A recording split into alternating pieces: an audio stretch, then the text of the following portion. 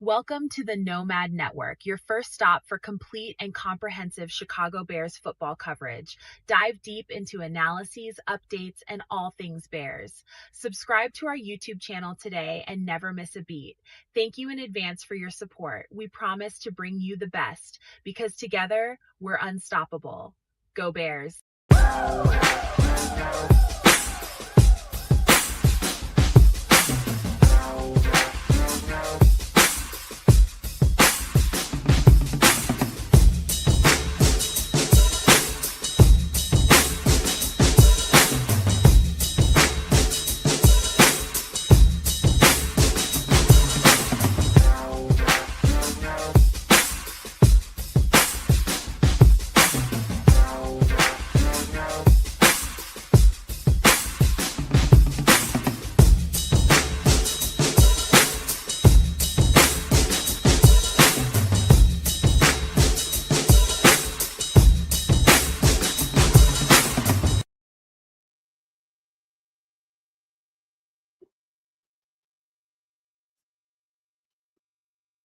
Yo, no maniacs. Welcome into this edition of Nomad at Night. We are in the thickets of the offseason, and this is how I know football is right there peeping around the corner when it starts cooking outside. And it is starting to cook out there. It's simmering out there. And that's how I know. My body always lets me know we right there at the edge of football season right now.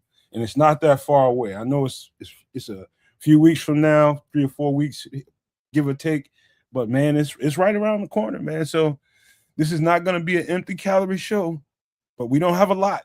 But what I have to talk about, I think it's only 4 or 5 bullet points of the argument of what ingredients does it take to make a championship NFL team, and do the Bears have that?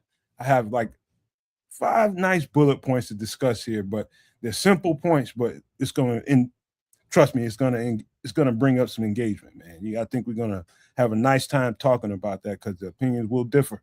But welcome in one more time, man. Get ready to have a nice show tonight, man. It's hot outside.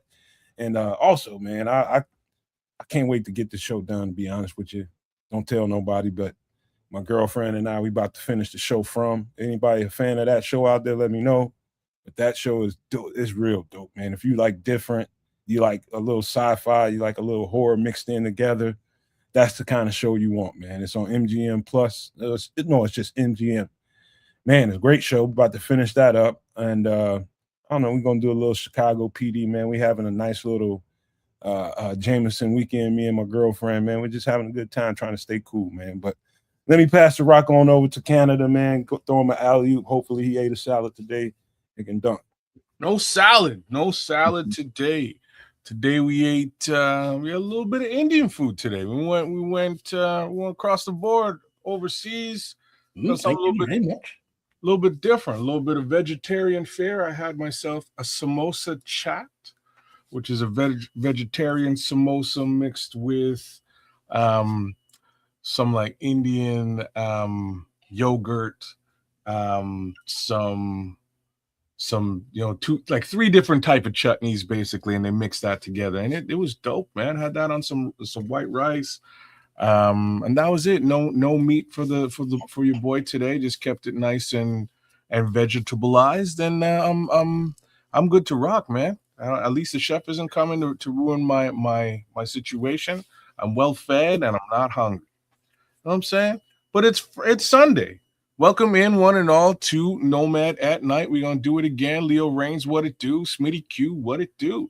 Big shout-outs to both y'all in the chat, and I guarantee more folks will be here soon. Levante as well, first one in the chat. Oh, I didn't see Levante. I didn't see Levante. Big ups to Levante as always. Oh, there he is. There he is, man. Peace to you, Levante, as always. And we'll get it done here. Nothing super special for me this week or anything to that effect. Just regular standard fare, trying to beat the heat, and that's about it. Things are pretty decent here where I am, so no complaints, no nothing to that effect. Just status quo, as they say. What's up? Okay, I'm not gonna try to pronounce that. Well, I would stop yapping if I could figure out your name.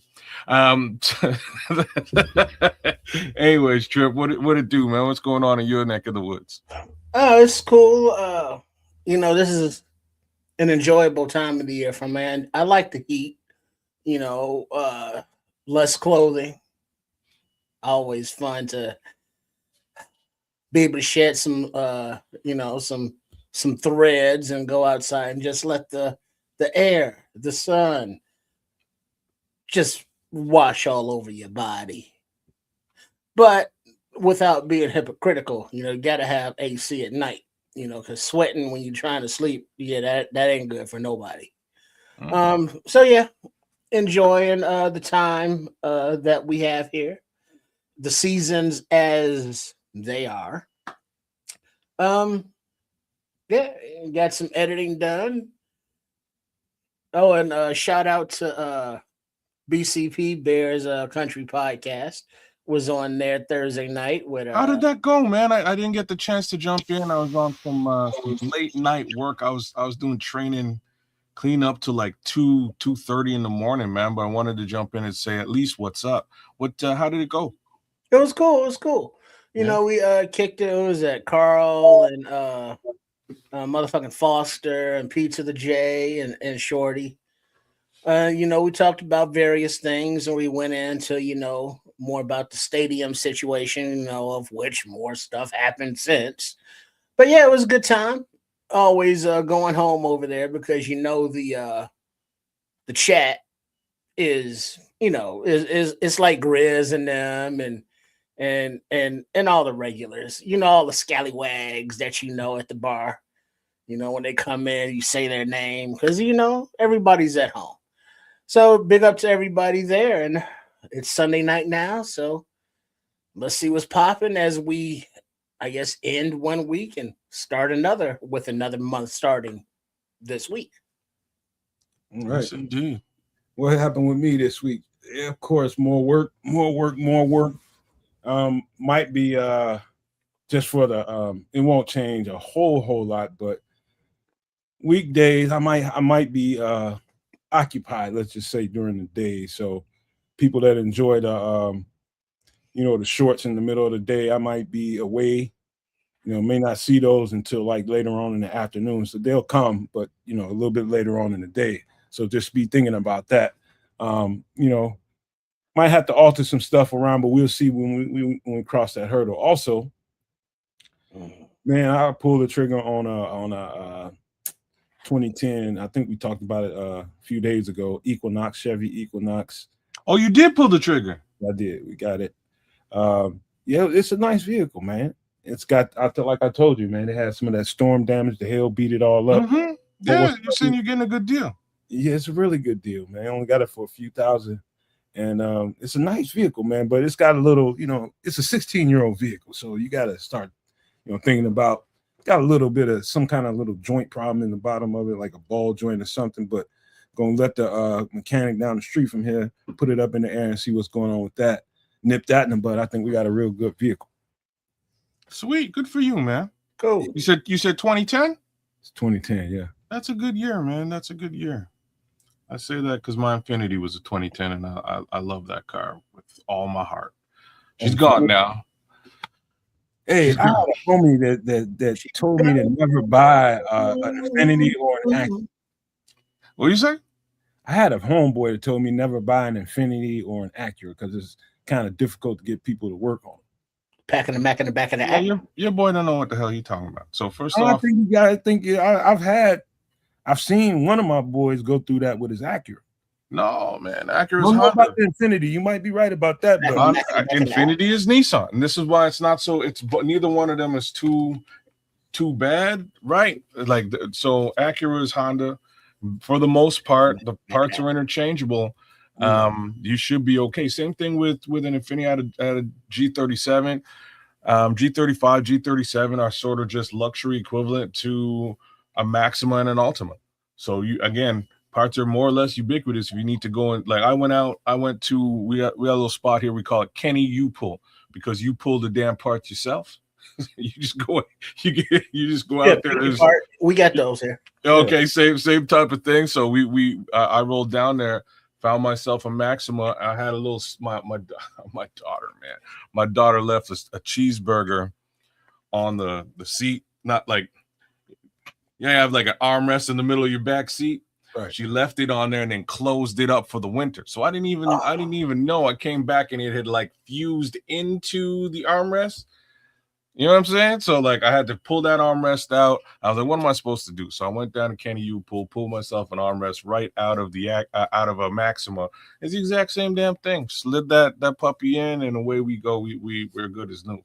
So like I say, those two makes and models. Same thing with like similar things with Lexus too, man. Lexus for the most part is Toyota, so you should be able to pull parts from a Camry.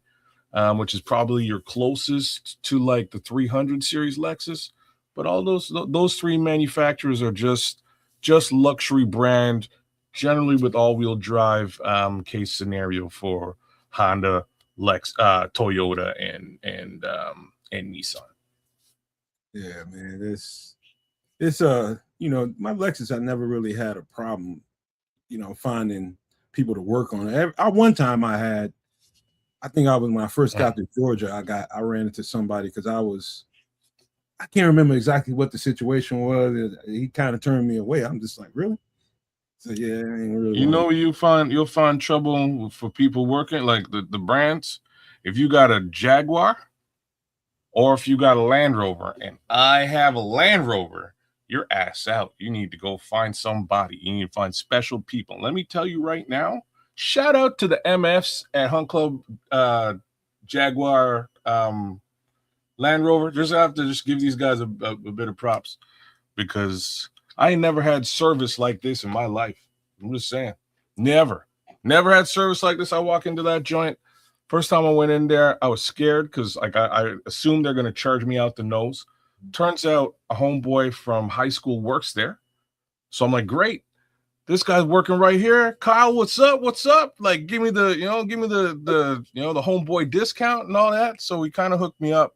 But right off the bat, they're like, all right, sir, we're gonna take you out to your loaner. I'm like, are you sure? So they put me in like a brand new Land Rover Defender, which is like just a monstrosity. This is crazy whip. So I jump in this thing and I go off about my business. And then I read the fine print and it says something to the effect of like, if you don't bring this car back, we're going to charge you $150. So I assume they're going to charge me $150 a day because that's kind of what the fine print says.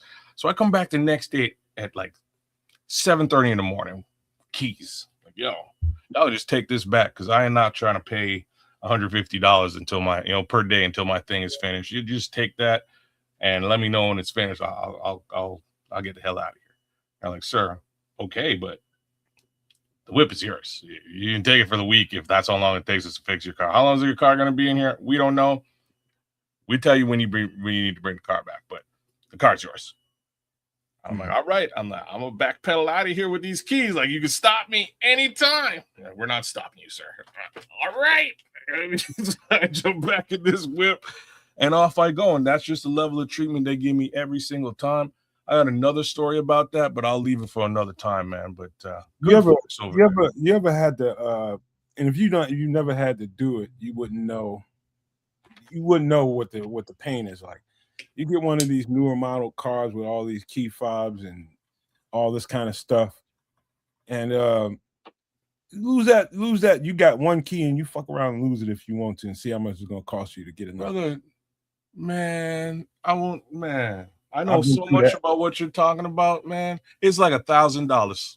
Yeah. You know what I'm saying? It's like a good $750. You know what I'm saying? Like that's basically what you're paying for. Don't lose your key fobs, y'all. Keep them in good standing. And yeah, I know all about that because of my job and all that. But I'll leave that alone, man. I'm sure folks want to get into football. Bro, I took my girlfriend to what was the Georgia State Fair, I think it was. And we's out there, and I mess around, and for a whole almost 24 hours, I'm without a key. This car just stuck out there at the fair. I'm just like, man, I go talk to people trying to find somebody that there's just like, we ain't got no kind of reference for your key, man. It's not like we can just pull it out of thin air, dog. We need. And I went to the dealership, and that's exactly what they hit me with. I think it was like, told me shit was like $780, some shit. I can't remember. But it made me physically sick to the stomach. Like, this is what I'm gonna have to pay for a key. And luckily, I go out there and me and my girlfriend just decide we're gonna go out there and just walk through the lot and see if we can luck up and find it. That's the last ditch effort before we have to go pay that money. And sure enough, somebody turned it into the guards gate. Oh, you're lucky, bro. Man, who you telling? I ain't need to be paying that. I just couldn't. No, that was gonna hurt me at that time because I had stuff going on. That's luck, man. Because the company I used to work for has a technology along those lines. It's for like,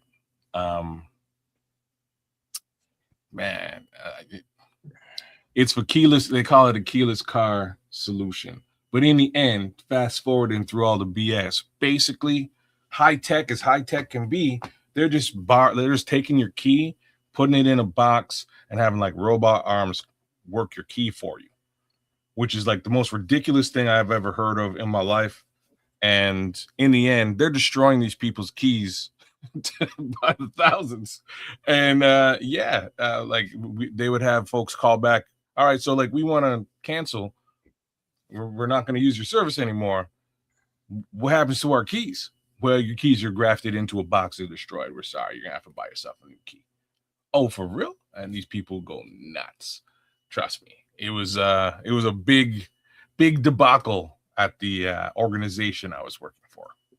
Go figure. And found out later that somebody that I knew that knew somebody that could like had specialized training and knew how to do this shit. And he had a little side business going on. And he was just like, man, anytime you ever need something, man, I was like, man, make me like 3 of these motherfuckers right now. And he was charging like $75 for it.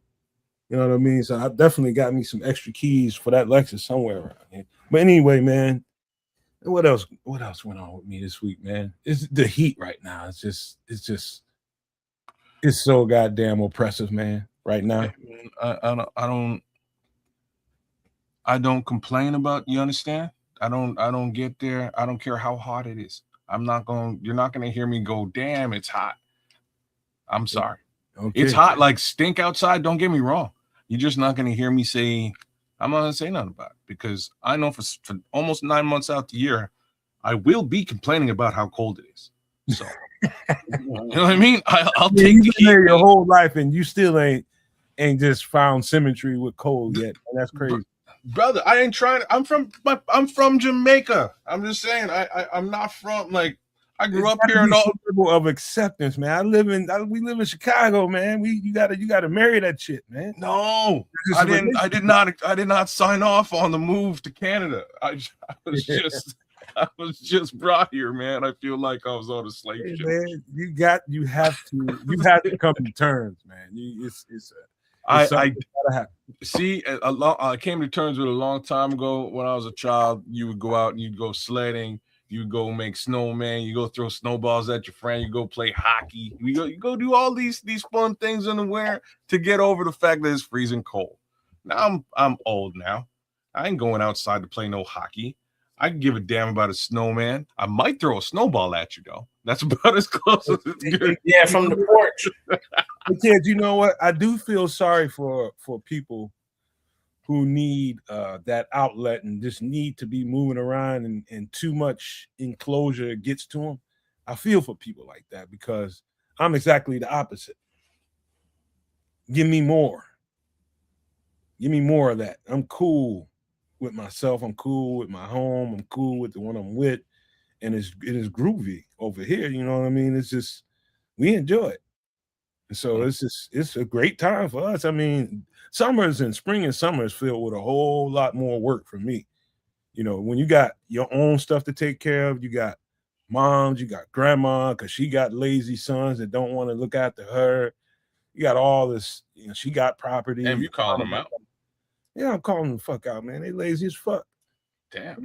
It's the truth, you know. Hear that, grandma? No, the sons. I'm talking about the sons, not grandma. The damn sons. you know, but she raised me like her, so I'm like an extra son, you know what I mean? So yeah, it's all work for me, but it's all good too. You know what I mean? It's all good. You know, when I got to go do something, I just got to go do something. What up, Ski? What up, Paulie? Yeah, man. Big shout outs to Paul. Big shout outs to True's out there, man. Jay Grizz is out there. He's got some questions for you though, Trip. Hey, Paul, I got some music, man. I got some shit that you can sink your teeth into for beats. I know what you asked for, and I got it for you. I wanted to see if I can get you to get us a nice hype video for the season. Think you'll like the music too.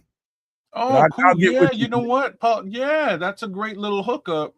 Because I remember Paul was asking about some tunes some time ago. You're right. Yeah, I'm gonna give him some beats anyway, just so he can do some of his own stuff. I think he'll like it. What's popping, Rhett? Yo, so on another note, Jay Grizz is asking, yo, Triple R. Here we go. Yo, Triple R. Hold on, before you go there, kids. Hey, Paul, let me put the email up real quick so you can email me here. Because I'm not sure if let me take that comment down. Email me there because I'm not sure if we got, I can't remember if, I know we exchanged emails and all that kind of stuff, but just hit me there so we can get up to date because I'm not on Twitter no more. Yeah, Paul, that'd be super cool, man. He does Paul Ski does some dope videos, man. So yeah, so Triple R, do you keep your onions, tomatoes, apples, and oranges in the fridge? It's a serious question. He's asking for a friend, though. No, and no. Onions under the counter, you know, in the cabinet, you know, with the pots and pans. Nice, cool, dark, dry spot. You didn't ask about garlic, but that's and it's, you know, cloves on top of the toaster oven and on the counter. Apples, oranges, tomatoes, countertops. Hold on, Trip, man.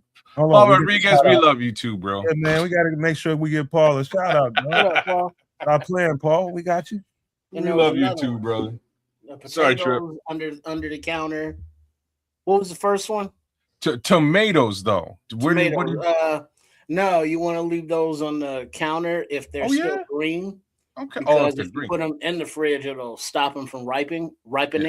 Yeah. But once they're like ripe, then you can put them in there. It'll extend them for a few days. Yeah, I'm right there with you. Everything 100% the same, right? All those things are out of the fridge except for tomatoes when ripe. If the tomatoes are ripe, I put them in. But now sometimes I will throw in, like if I know I'm going to be eating them, like some oranges or tangerines or something, I will put them in the fridge and then eat them later because I like them, you know, chilled. Hey, I like depends on how I'm feeling. I like a pear at room temperature at times if it's ripe enough. But if it's a little unripened, I like it cold and crispy. Okay. Word up. Depends on the fruit, how ripe it is. If it's really ripe, you got to throw it in there. Because it's just gonna basically, you leave it out too long, as you ain't gonna have it long. It's just refrigerate, or it goes into a smoothie. You know what I'm saying, kids? Keep the eggs on the counter when drinking that right now. All right, man. You know what, man? I'm just thinking right now. You got me thinking about that fruit and vegetables and stuff, man. Because we haven't this year we didn't. We usually go and get partially grown plants. We go to the market and get some of the the seedlings. The little seedlings. We're just helping out the local community. We get some of their stuff and we put them in the dirt instead of trying to go from seed with everything. All right. And so this year we just didn't, and we went from seed with everything. And this year, I don't know why, but we're getting a little diminishing returns. The only thing I see out there, and we planted probably about 6, 7 different things. Only thing I'm seeing out there is tomato and cucumber so far. But that's okay. Sometimes that happens. You don't have plenty of those, though. Man, I don't know what it is, but I can't grow strawberries for the life of me, man. That's all I got to say about all that. I can tell you why. It's probably the depth of how you plant your seeds. So that might have been so. All right, so that might be the situation for the first 3 attempts. The 4th attempt, now after 3, I was like, screw this, and I went to the store, and I was actually out there to buy some other plant for somebody else, and I see this beautiful, pre-planted strawberry situation. Ain't no strawberries on it, but they will grow, or at least that's what I thought would happen. So I spend the $20. I buy this thing of strawberries, bring it home. I've been watering it, and it just ain't growing. Go figure.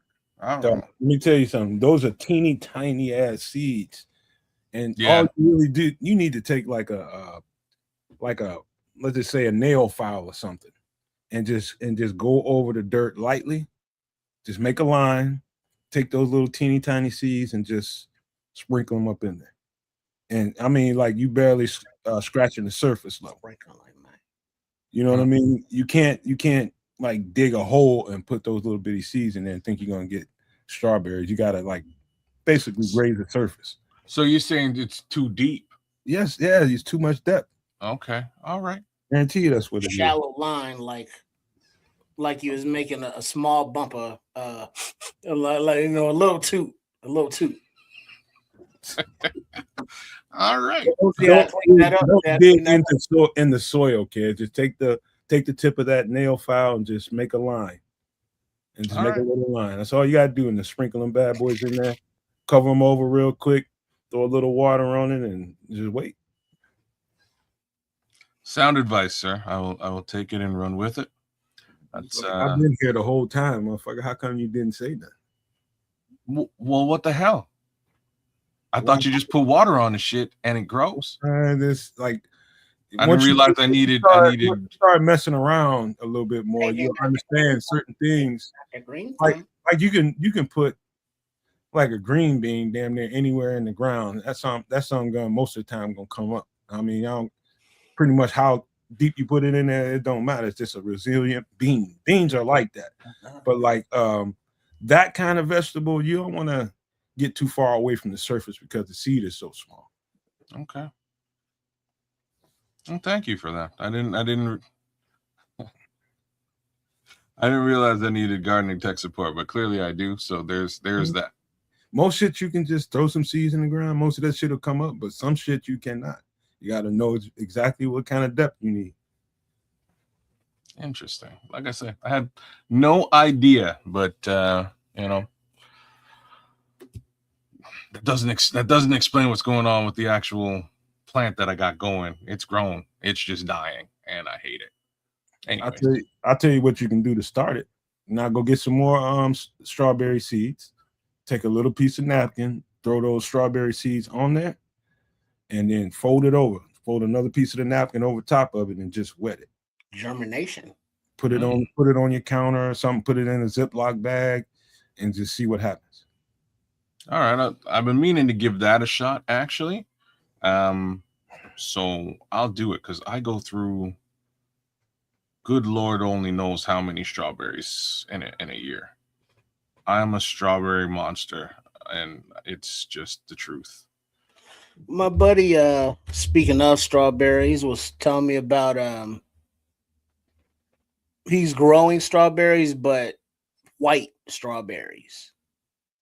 And that I gotta get all racist for. That's that GMO shit. Nah, he's into like colors and shit like that.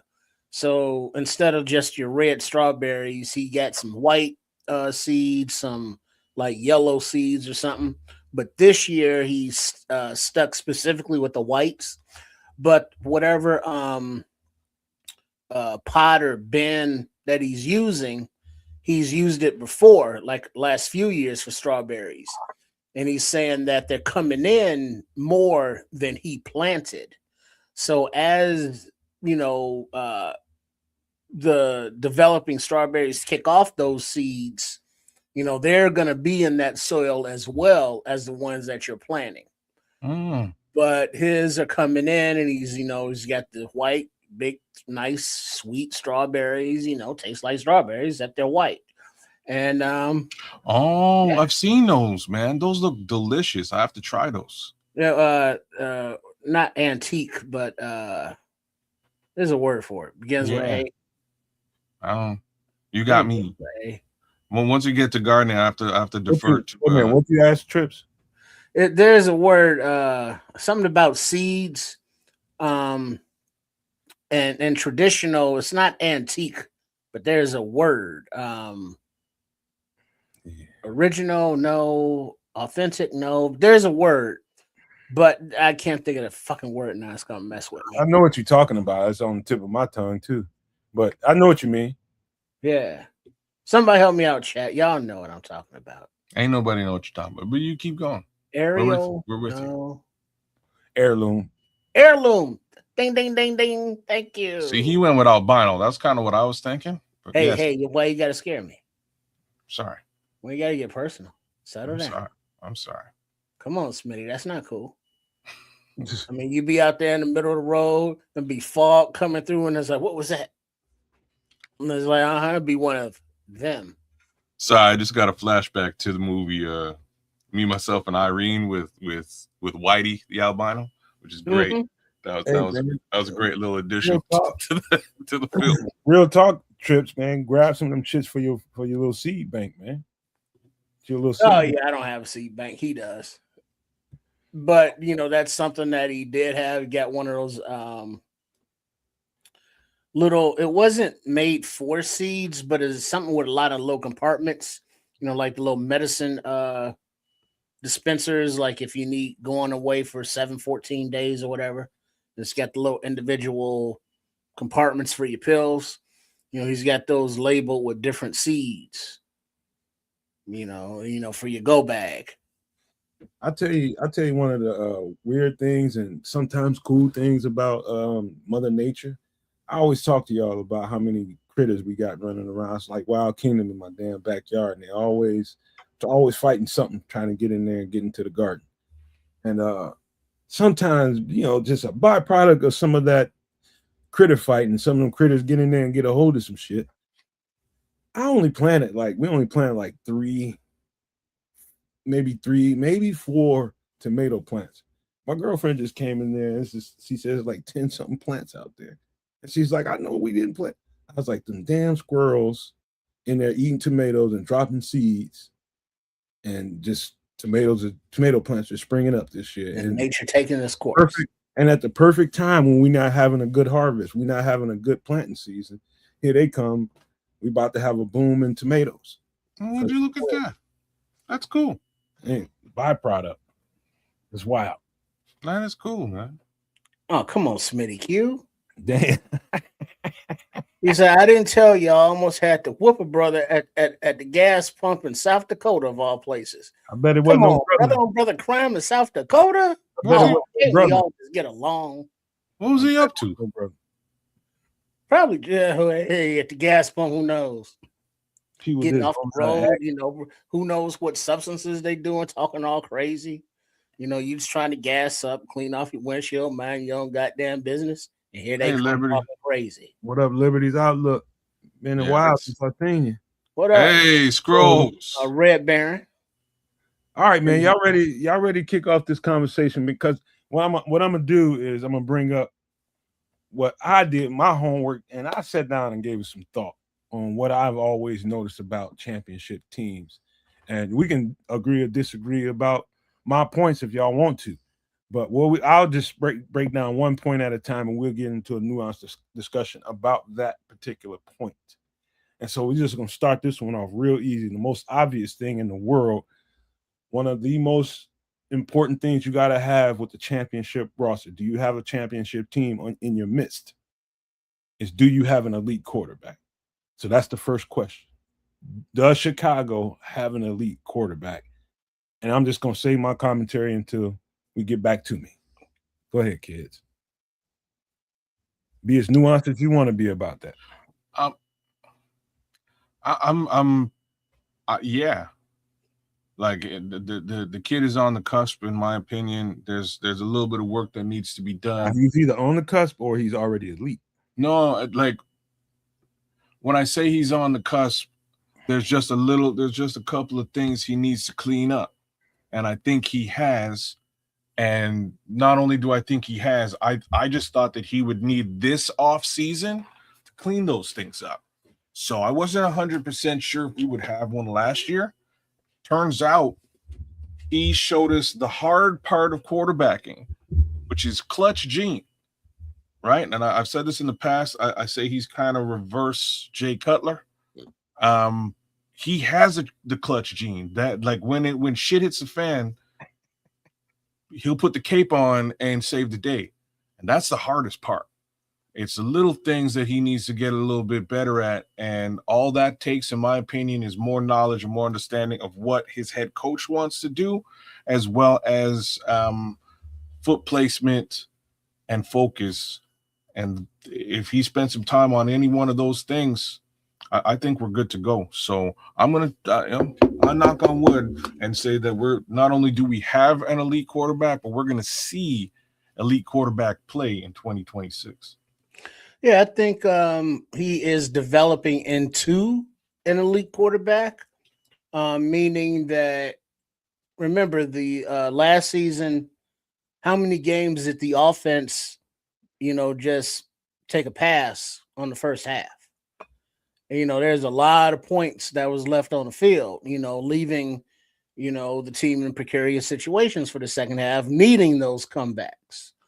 But developing more as a professional, more within Ben Johnson's offense, as Ked alluded to, and more trust with your teammates and more responsibility for the offense itself, taking that up on his shoulders, hey, receivers, you need to be here, running backs, you need to be there, tight ends need to be there, offensive linemen, you need to do this before the snap, taking full command of the offense, then, we are talking franchise dude. Now he's definitely on the road there, but he ain't there yet. Okay. I agree with most everything both of y'all said. And I'm going to start with the premise of my question in the first place. Does a championship roster need an elite quarterback? And, I'm on the fence, and I'm leaning towards you don't have to have it if you have other components, other parts of your team that's that damn good. I've seen it happen, watching football over the years. I've seen teams really win that didn't have an elite quarterback. So I have to say no. But under the circumstances, is Caleb Williams an elite quarterback? I definitely think he's brimming. Or to answer your question more succinctly, I'm gonna go back to Denny Green, rest in peace. They are who we thought they were. That dude.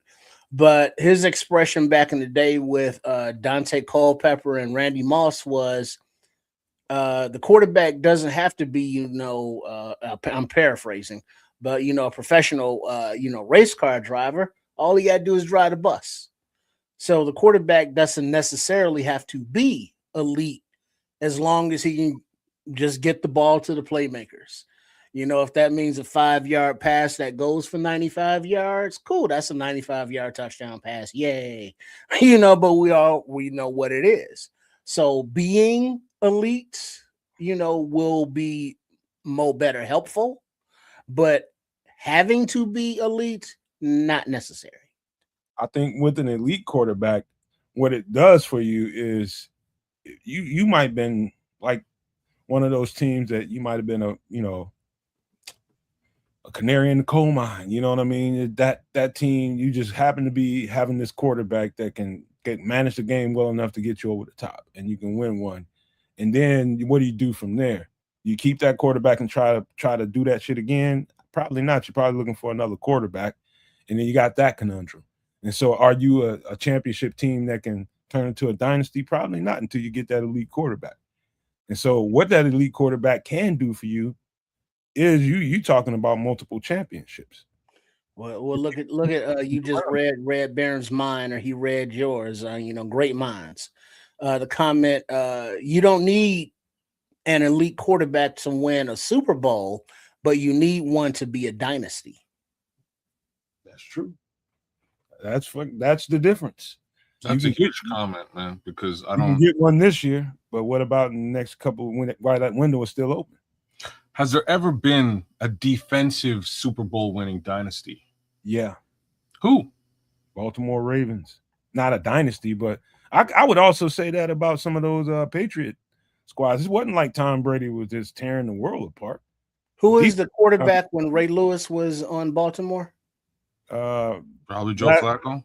Flacco, Dilfer. Yeah, so Trent Dilfer. So guys are just driving the bus. Pretty much. And there's a case to be made all over the place. There's several quarterbacks that didn't have long NFL or just didn't have star quarterback careers that won Super Bowls. But were they a dynasty? Darnold just now. That was kind of a slap in the face. I think Darnold is good right now, really good. But I understand what they mean by that. Sam Darnold was a nobody yesterday. So I'm going to say it again. Or were they a dynasty? Meaning multiple Super Bowl wins. They got multiple. I'm talking about the Ravens. The Ravens got 2. You're right. You get more than one, man. You need to start. I ain't gonna say it's a dynasty. Well, who was the quarterback during the Purple People Eater days? Nobody knows. Probably Fran Tarkenton or somebody. You know who was the quarterback? What was the name of the Steelers defense? Steel Curtain. Steel Curtain. You know who? You know, they had quarterbacks throughout them, but these defenses that I mentioned them because they have actual nicknames, you know, because they were dominant for several years. And it didn't matter, I don't think, who their team's quarterback was because they were just so dominant. Yes. I'm just asking, like, did that dominance lead to multiple Super Bowl wins? And the answer in Minnesota is nope. Right, like the answer in Baltimore is 2. Yeah, okay, 2 for sure.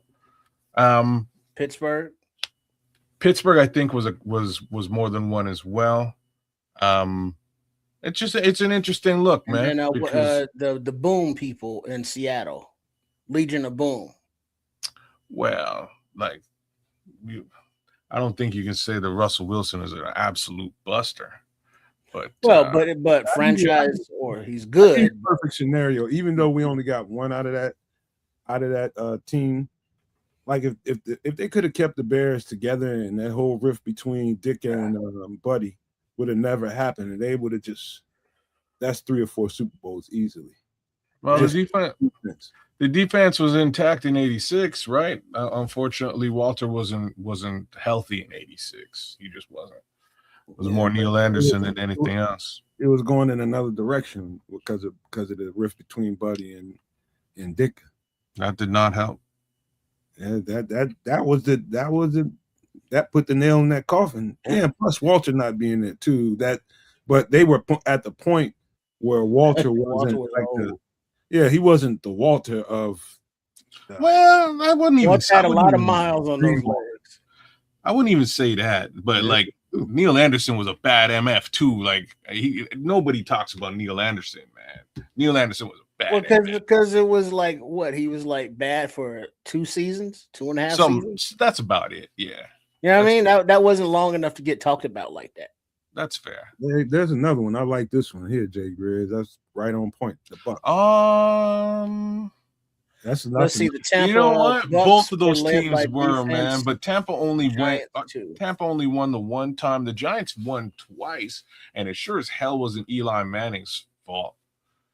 You're damn straight, Jay Grizz. You know what I'm saying? Like Eli ain't like. There's at least one of them Super Bowls they won because of Eli, but that doesn't make them elite. Man, I can't. Come on, man. I can't even say that. He made the players that made the difference. He did step up in that game, though. He did. Right. And like I say he stepped up. No. It might have also been the entire team because that catch off the helmet, he didn't make that catch. And it's clearly a bad throw. You know what I'm saying? Like he did not make that catch, brother. Anyways, it's a good conversation piece to have. In my opinion, we've definitely seen one side of this conversation. We've seen one side of it, and it was real cool. I'd be so happy to see the other side of this conversation for once in 50 years. You know what I'm saying? It'd be real cool to see an offensive powerhouse in Chicago just running ruckshot on the league. Well, the good thing is we, as viewers, calling the game as we did. Make sure that you are subscribed to all three networks, the Nomad Network, Kedz the Canuck, and Sports Chicago Style, Triple R SCS, so that throughout the season you can hear the live calls. And as we make the calls, there were certain things that we saw just critiquing Caleb Williams' game. His footwork, his pre-snap judgments reads, his putting balls in a catchable position to get the receivers run after catch. And, to a point, we've heard Ben Johnson and Caleb Williams address, those issues and, others. But to have in the front of their minds, hey, we need to improve in this area, and this area. And him personally, as the footwork aspect and the ball placement aspect and, the mental aspects. So recognizing that he has those hills to climb and those challenges to overcome, progressing to be a elite franchise quarterback will be, just mastering those things and then progressing on from there. Right. That's why I say he's going in the right direction. Before we leave this, man, I just want to say real quick, Caleb's ability to actually be humble about that, put those things up front and talk about them is a huge departure from the vast majority of the quarterbacks that we've had in the past, right? Just say, hey, like, here's where I fell short. I'm working on these things right now. And he's actually saying this stuff and doing it. It shows a maturity that I wasn't sure we were going to get from this young man. Well, I'm gonna take it back to, I'm gonna just try to paint the picture as best I can and tell you why I think Caleb is and why I'm high on him right now, because some of the stuff that Kedz just got through saying, just waiting to see when that emotional maturity is going to start peeping through, when you can self-evaluate and point at you and be okay with that. And there's another thing to do that yourself and talk at a podium and be that way. That's just good PR training.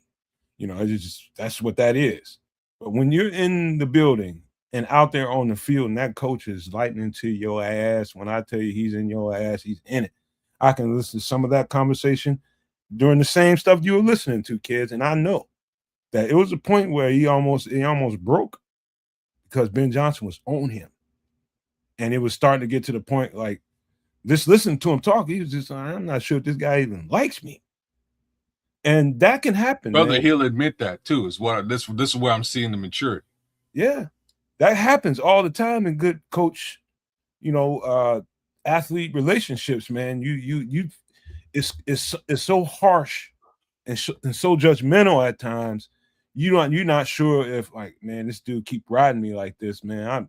I'm about tired of this shit. You start getting a little bit married to that part of your mind and not accepting what he's trying to do here. And sometimes the coaches are being a straight a-hole, man, for a-hole reasons. But at within himself, he knows he's trying to push you to nether regions of your ability. You know what I mean? Once you realize that, that's the emotional maturity and that's the breakthrough.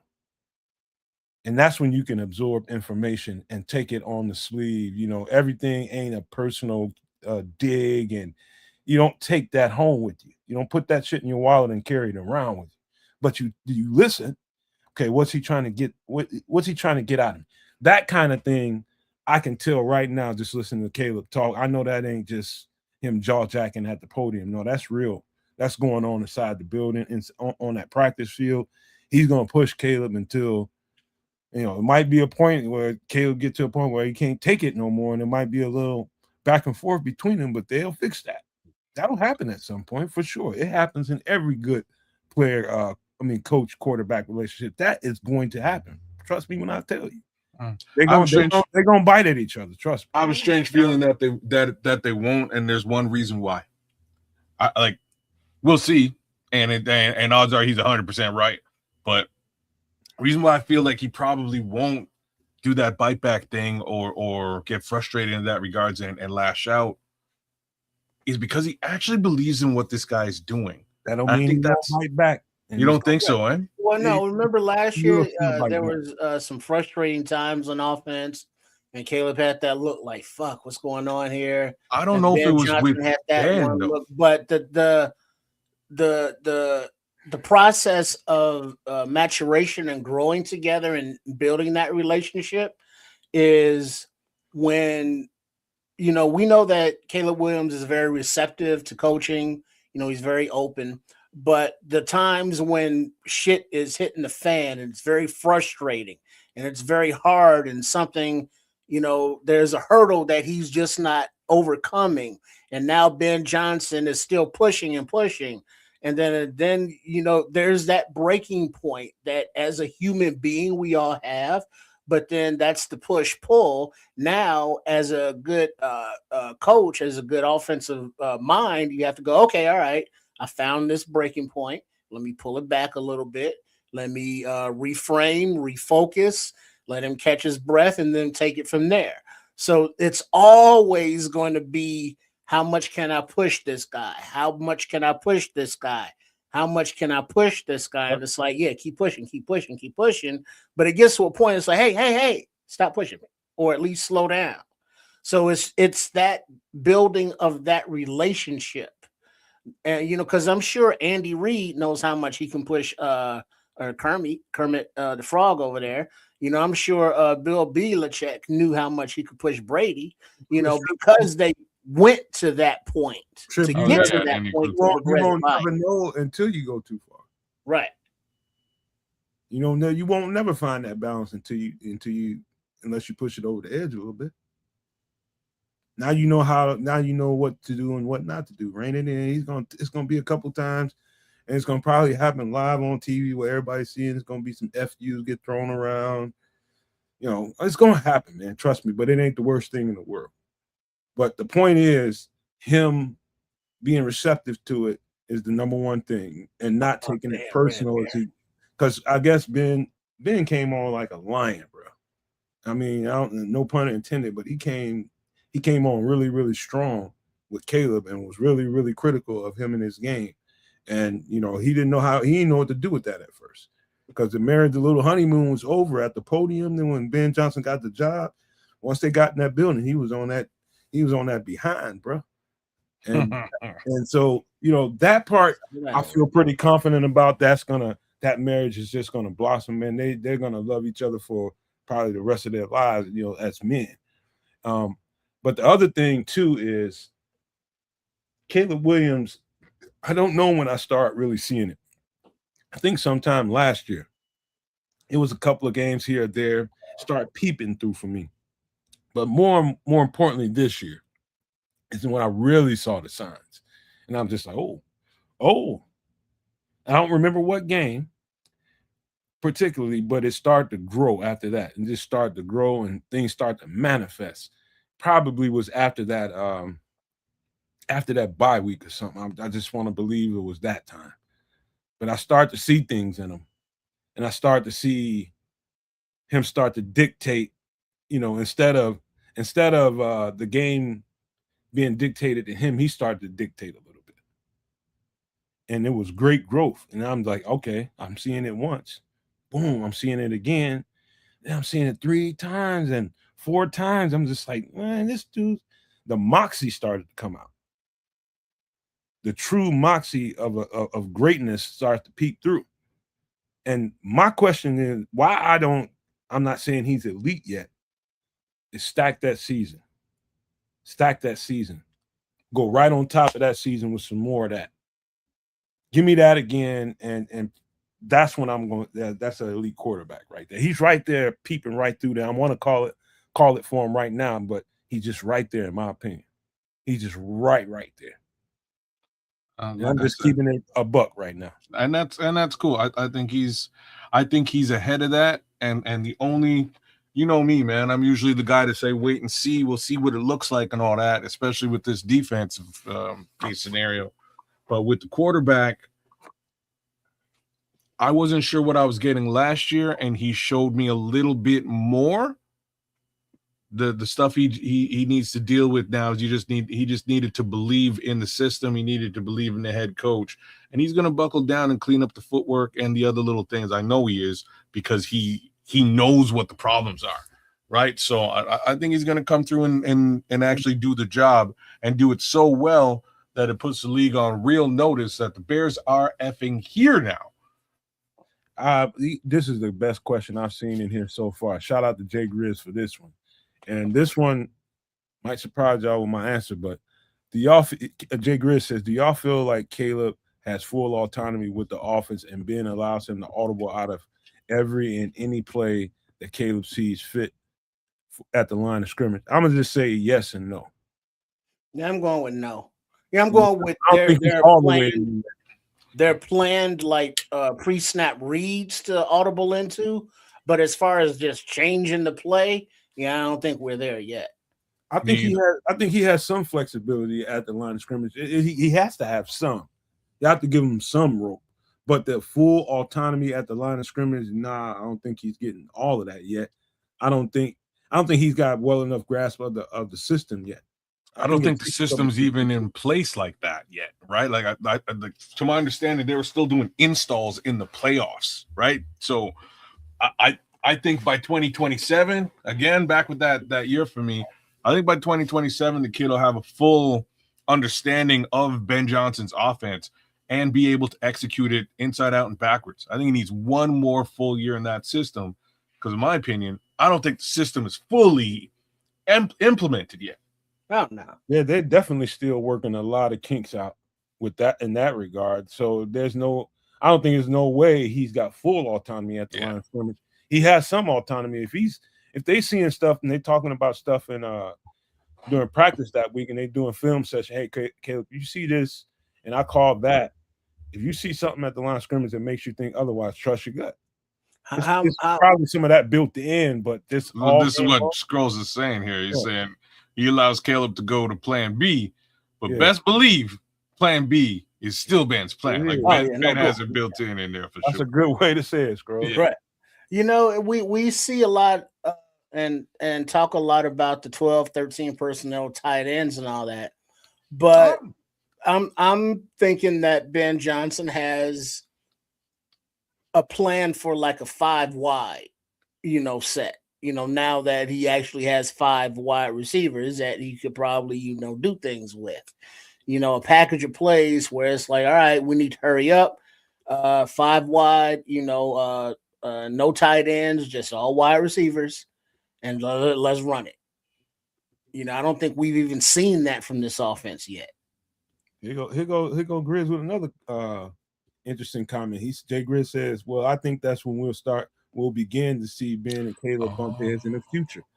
Decision making. Yeah, he's money. He's dead ass on the money right now. Jay Grizz. Because what Caleb decided to do with that autonomy and that little leeway is something Ben might not have done. It's just like, Caleb, what the fuck did you do that for? Yeah, and that's where we get into like the Cutler Mike Martz situation. You know what I mean? Like that's like exactly the type of stuff we would see there. Man, that's interesting, man. That is interesting. All right. Well done, Jay Grizz, man. Big ups to you for that question. That got me thinking. Yeah, man. You got me thinking on that one for sure.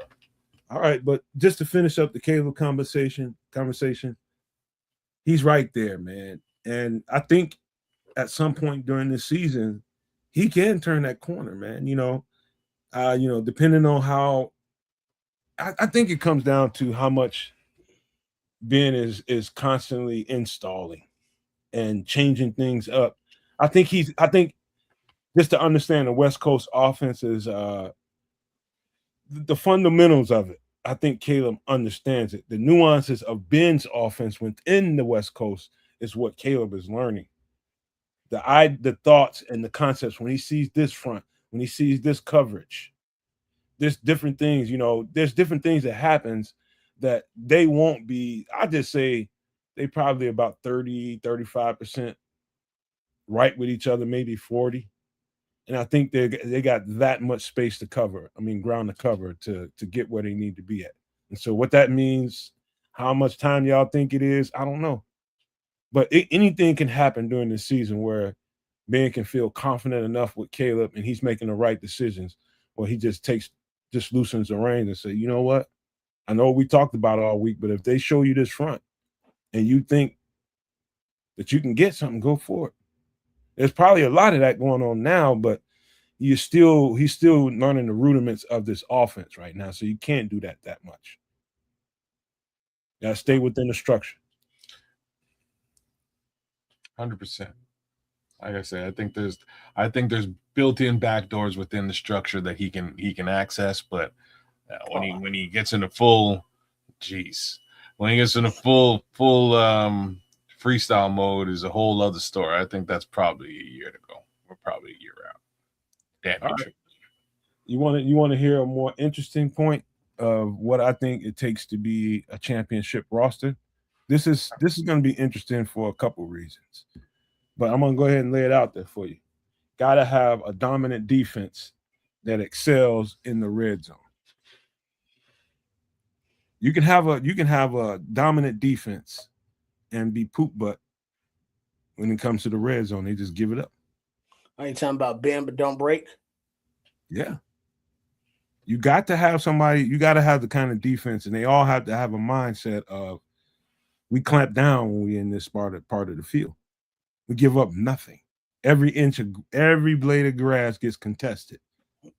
And that's the difference between a team that's in a ball game at all times and a team that's constantly playing catch up.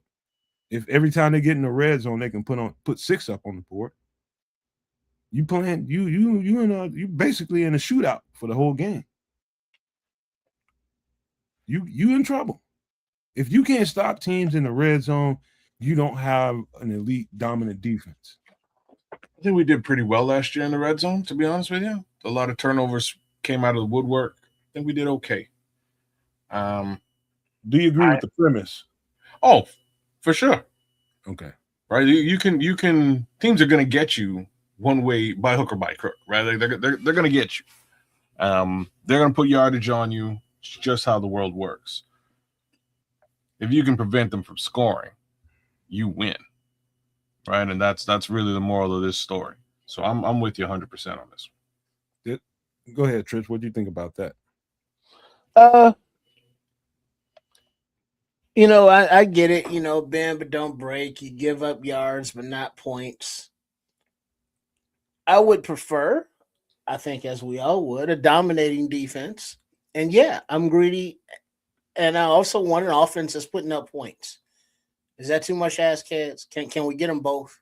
Can we get the peanut butter and the jelly, the Kool-Aid and the sugar at the same time? Well, you know what, Trip? The Hannah Montana theme music is all about this thing. Well, since we're talking about, I'm not singing it though. Since we only talking about defense, I would prefer a dominant, 3 and out, 3 and out, because opposing offenses can't do shit because the defense is that dominant. But as long as they get it done, giving up, if you have to give up points, make sure it's 3s and not 7s. I can live with that. Do you think a dominant defense in the red zone is a prerequisite for a championship team? I like what Scrolls was saying there, man. Let me get this out of Trips right quick. What do you think? Is it no, because I don't know if separating, a dominant defense versus, just a dominant red zone defense. Because if it's just a dominant red zone defense, that usually, I don't know usually means, but I'm gonna guess, I say, and say that the offenses of those teams are probably pretty good as well. Okay, I respect that. But what was it, kids? I'm sorry about that. No. It's cool. I was Scrolls was just saying that the bending also keeps your offense off the field, and it got me thinking like that is not such a terrible That's true. thing. Let your offense get rest, right? That's very true. If the team's just dinking and dunking, and you're going back and forth, and these guys are extending drives, it not only wears your defense out, but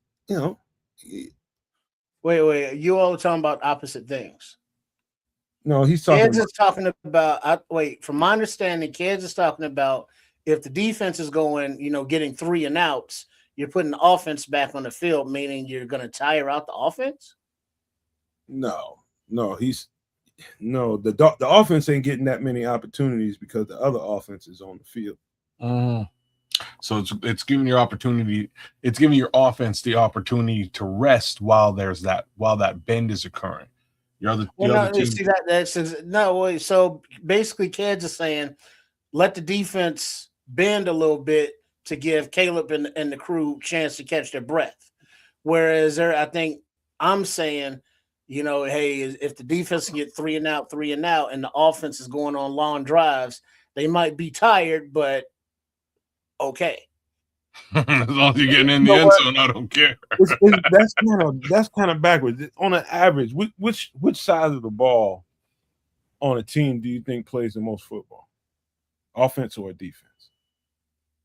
Probably defense. Yeah.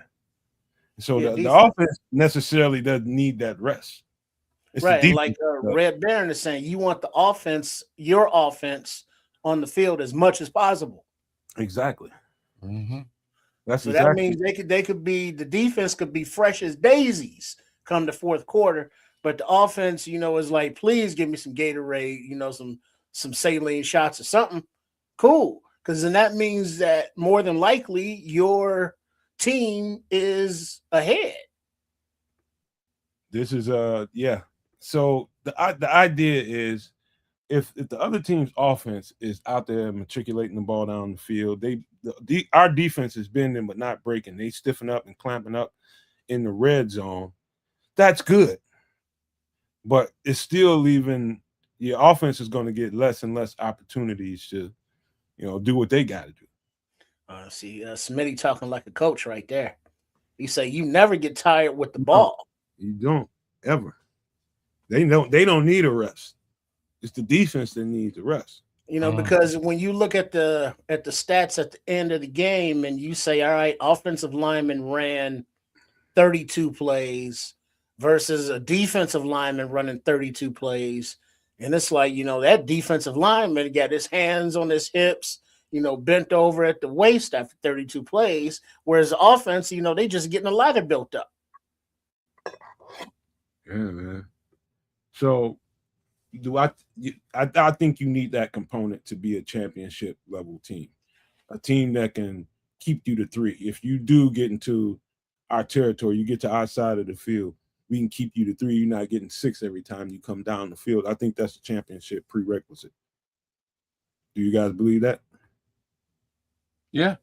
All right. I'll go with that. What is Levante? I want the Bears defense to only allow 20 or 25 points per game, if less great. Yeah, that's not a dominant lockdown defense, but that's a middle of the road, defense right there. Maybe kind of end of the road if you not really 20 points. That's kind of a lot. But if you got an offense that's putting up 30, 35, it's cool. All right. So far we 2 for 2. I think we all agree on both points so far. I mean, unilaterally. But this next one, I think we'll agree on this one too. And when I say this, understand what I mean now. Strong locker room leadership. Prerequisite for a championship roster. Yeah, I would go with that. And I would simply say because of one of the prerequisites to get on Ryan Pohl's final draft list, One, we know he likes his RAS scores, and the other is his football character. Live, breathe, die, want to be great at football. And, as long as you have those qualities, you're good for his locker room. And those are the type of attitudes and players that he's brought in, as well as the veterans that he signed in free agency and or traded for. Joe Tooney, Grady Jarrett, leaders in their own right, respected by young players without having to be told to, able to keep, your Chauncey Gardners in line. Kevin Byard was able to,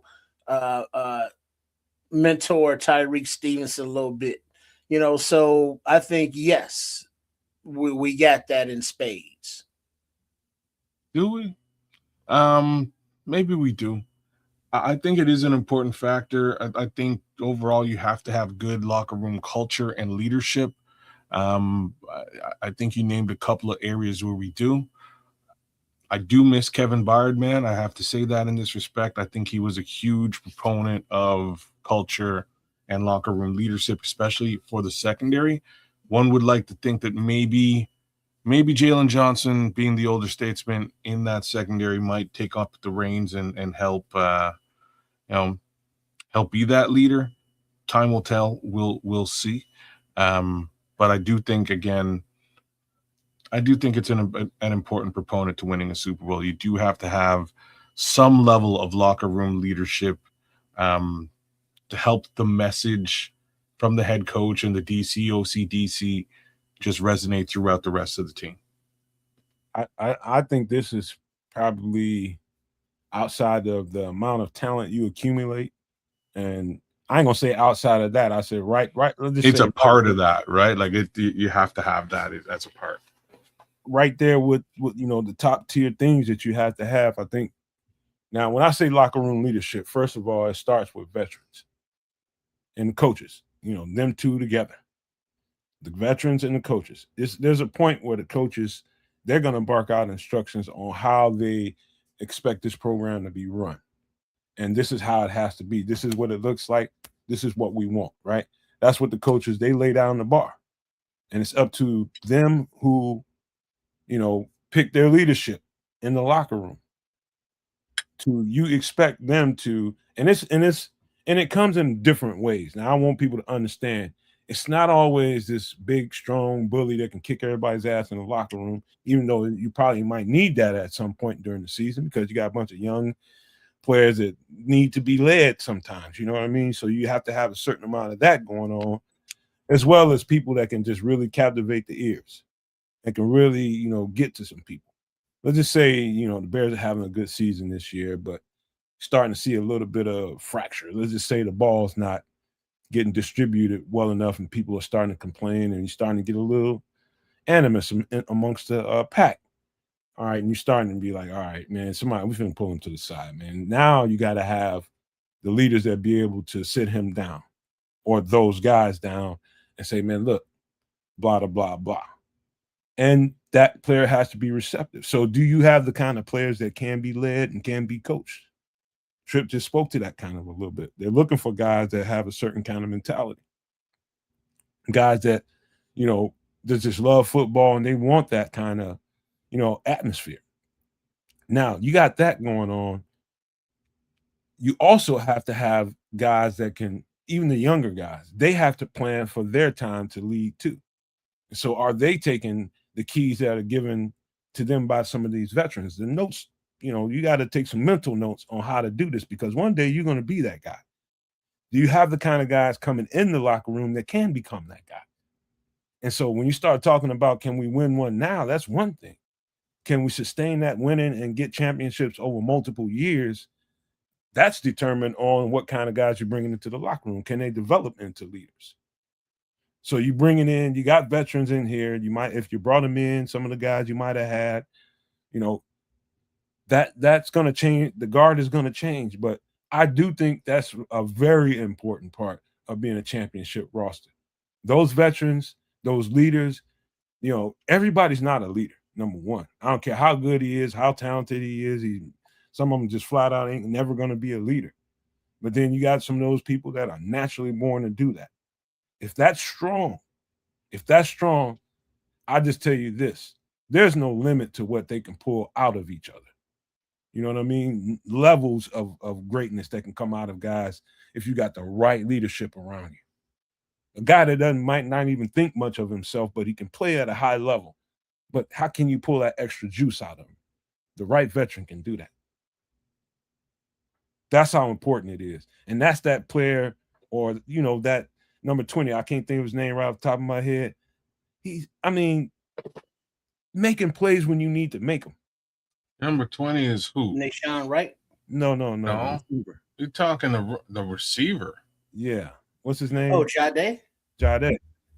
You know, there's somebody that breathed confidence into him. Future at number 9. There was somebody there, whether it was DJ, was somebody, the coach, whoever it was, somebody was breathing confidence into him the whole time. Because the minute he got out there and got a chance to get out there on the field, it looked like he had been out there the whole season, didn't it? It was Antoine Randall, man. He talked about it a little bit. It could have been, but it could have been one of the vet receivers. He was somebody's, people don't get, he was somebody's rookie. And I think it was DJ. I think he was DJ's rookie. So DJ, he was assigned to DJ. And so I'm not saying that DJ is the person that was breathing that confidence into him, but by the time he got on the field, it's like he was just one of the guys. He was just like he had been out there. It looked seamless to him. That's them giving him confidence in practice and in the locker room, telling him to stay ready. That kind of shit happens when we can't see. So that, I'm telling you, that locker room leadership part, if that's not right, you have no good functioning team. You just have a team that you can see, you know, sparks here and there. You might see some fireworks here and there, but it will not be consistent because you don't have the right people inside the locker room. I think it might be up at the top of the echelon of important things you have to have for a championship team. That's my opinion. What do y'all think about that? I like that one, man. I agree. Mm-hmm. All right. So we 3-0. We 3-0, y'all. I think in the chat too. Here's a little bit more nuanced question. Well, not a question, but a statement. This is something I think that has to happen for a championship roster to be.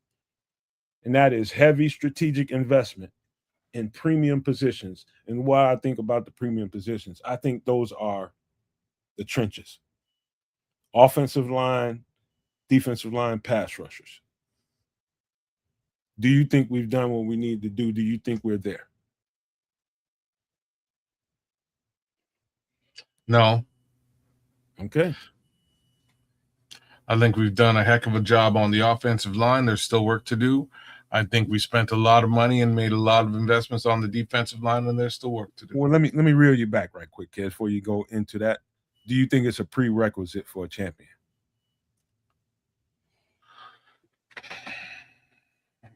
Like, I'm gonna have to say, yeah. Okay. If you can't rush the passer and or protect the passer on your team, both of those are major malfunctions. Okay, go ahead. Now keep going, man, because you are getting ready to start explaining why you think we haven't done enough. Well, I know where you're going, but go ahead and do it. I really wasn't going to get deep into that because I do it all the time. But I think the investments made thus far in the defensive line are shaky at best. I could be convinced I'm wrong, and that will happen in season, or it won't. I think, again, the investments on the offensive line are awesome. I like them all. We're still talking about the left tackle position, as we will throughout this season until we have evidence that it's also solved. So that's where we are. We're not sure if we have an interior pass rush. We might, but we're not sure. We're not sure if we can stop the run. We might be able to. We're not sure. Not sure if we can rush the passer from the edge. We're pretty sure on one side, Montez is good, but what happens? See how hard I'm knocking? What happens if he gets hurt?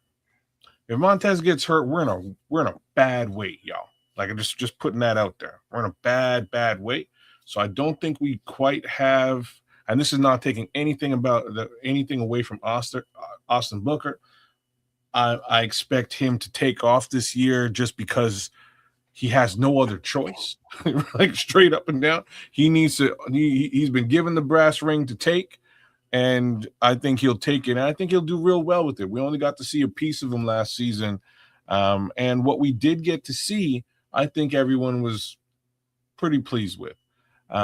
So that being said, I think Austin will step up in some capacity.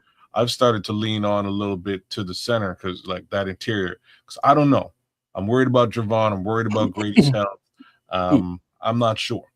I got it. Can I hold on before you go? I gotta get this one off. Levante good, damn good one. And this is dead ass on point. Levante says rushing the passer is multifaceted and not what we always think it is. And I always trying to say that all the time. Levante is dead ass right. You're both right. What we think about pass rush comes from, my brain knows this. Somebody else's brain knows that. And what they think of from a pass rusher, typically they thinking of an edge rusher. Yeah. And so that's what he's trying to say here. It comes multiple ways. It's simulated pass rush. That's important in this day and age, in this game. It's not anything new. The Bears in the 85 championship, that was simulated pass rushes pretty much 80% of the time. But it's a pass rush. And so, it wasn't always Dent. It wasn't always, the guy that you would expect to be getting all the sacks. It's coming from multiple different places. And so pass rushers, offensive line, defensive linemen, are they a prerequisite to have a championship team? And what I'm hearing from Kedz is saying we don't have the depth yet. At least I think that's what I'm gonna layer on just a little bit deeper before Trip grabs it. And the other aspect of this is Kyler Gordon, right? Like, I think we'd all be pleased if Kyler Gordon was healthy and on the field and rocking and rolling, because you can blitz Kyler whenever you want.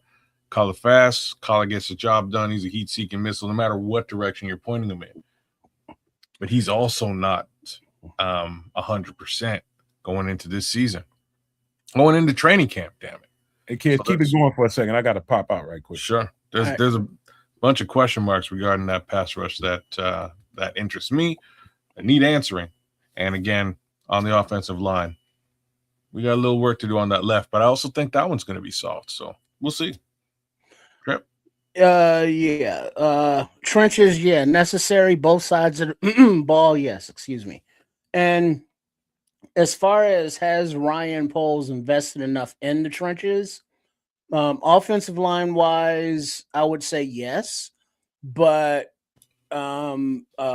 Dahlman's, sudden retirement, okay, now we got to, trade for an asset, a veteran asset in Bradbury who knows what he's doing, as well as now invest, a second round pick in a draft capital, center of the future draft capital. Hopefully, I'm hoping that he can, just win the job, in camp.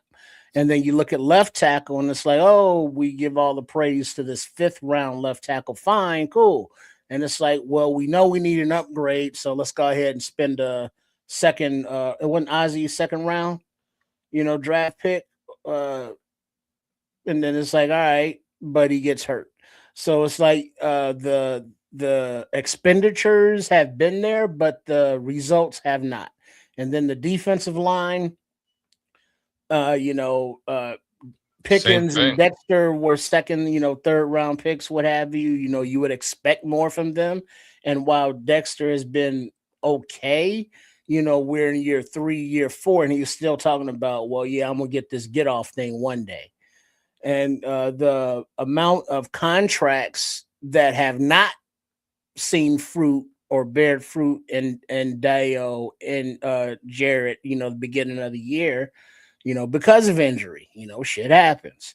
And then, Shamar Turner, another, higher draft capital expenditure that got hurt.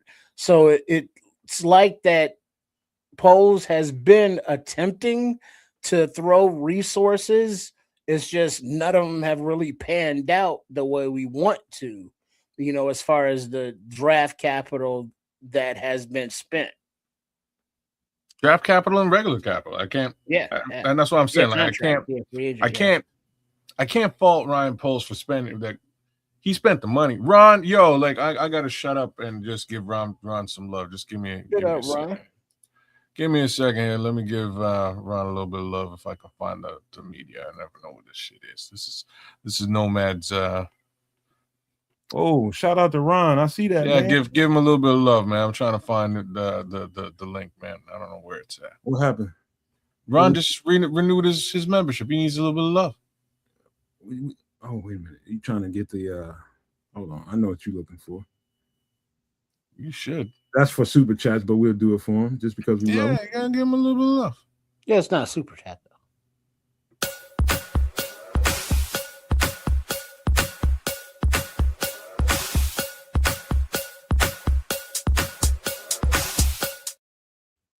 Big ups to Ron, and big ups to you again, Ron, for linking up the new job. If that's legit, I wish I could quit my job for a job that pays me twice as much too.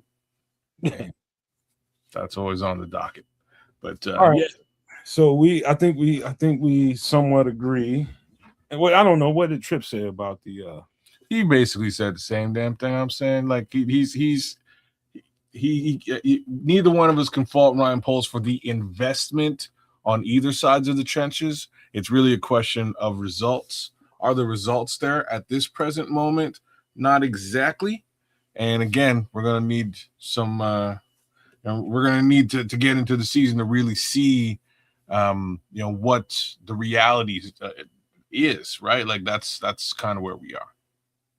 Yes, I do think it's a prerequisite for championship teams that spending that money in the trenches or spending that capital you have in the trenches. And sometimes it's money and sometimes it's draft picks and end up being money later on. And some of that has to be spoken to in this way.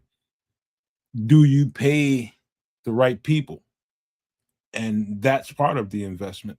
Do you pay the guy that you drafted and you brought in here and you built to this certain level? Or do you get rid of them too early because you think it's a little bit too much out of your means? The right teams will pay the right guys at the right time and keep that continuity together and let them continue to grow here. So that's part of it. And yes, I do believe 110%. If you don't do that part right, you don't have a championship roster. Well, but then also you got to remember that the time it takes. Now, if we look at the possible plan with this defensive line, it's like, all right, if they don't produce, now next season the cap hits aren't so bad, to get out from under a Dale, a Jared, or whoever. But also remember, say, okay, cool, we can revamp the defensive line, but now Joe Tooney's another year older. And so now it's like, oh shit. Now we still got a question mark right now at left tackle. And now it's like, all right, well, we're gonna address the defensive line. Now we gotta make sure we got left guard good. So things progress year after year after year. So it's like, well, we can wait until the 2027 season for this, but it's like, well, now you're another year older, all across the board. So well said. Let me give a little bit more love to Ron, because Ron gifted 5 memberships to the No Maniacs here, man. So one more time, big up to Ron Winowski. Shout out to you, man. Mad love. And for those of you who received the gift, give Ron some love in the chat as well, man. That's well deserved. Amen to that. But certainly, I think undoubtedly, when you begin to build a championship roster, you better be like laser focused on those 2 areas right there, offense and defensive line. If the plan doesn't start from inside and go out, you're starting ass backwards, in my opinion. Just the way I see football, because without that, nothing really happens and nothing is consistent unless that's consistent. And here we are, right? I think, again, I think he's attempted to make these investments So I do give Ryan Poles a big thumbs up in that regard. And I mean, it goes to Nate Davis, it goes to Ryan. What was the homie with the busted thumb? How's his name? Anyways, the center. Oh, Bates. Bates, right? There's a lot of talent that he sort of attempted to bring in to address this offensive line as well as the defensive line too. So has all that talent shown or proved their value? I can't say 100% yeah, but I think the opportunity in 2027, if what we see on the field today doesn't pan out in 2026, is massive. There's a massive opportunity to really retrofit this line all over again as far as the defense is concerned. As far as the offense is concerned, you're right, Trip, and you identified a very interesting area. You do at some point have a Pro Bowl guard who's going to want to hang it up at some point. So you have to prepare yourself for that as well. I'll tell you what, this is going to be. Now, I won't, before I even say it, just think both sides of the ball when I say this. Got to have playmakers and scheme balance. Good championship team have that. Do you agree with that or disagree with playmakers and what? Scheme balance. You want me to explain that a little more? Yeah. So on both sides of the ball, like on the offensive side of the ball in particular, you know what balance is. It's a balance between running the ball and throwing the ball. I think that's a prerequisite. So if you're a team that's deadly just smoking people in the air, they don't really respect your run game. If you got teams that's constantly just handing the ball off to a running back and not throwing the ball much, they don't respect your passing game.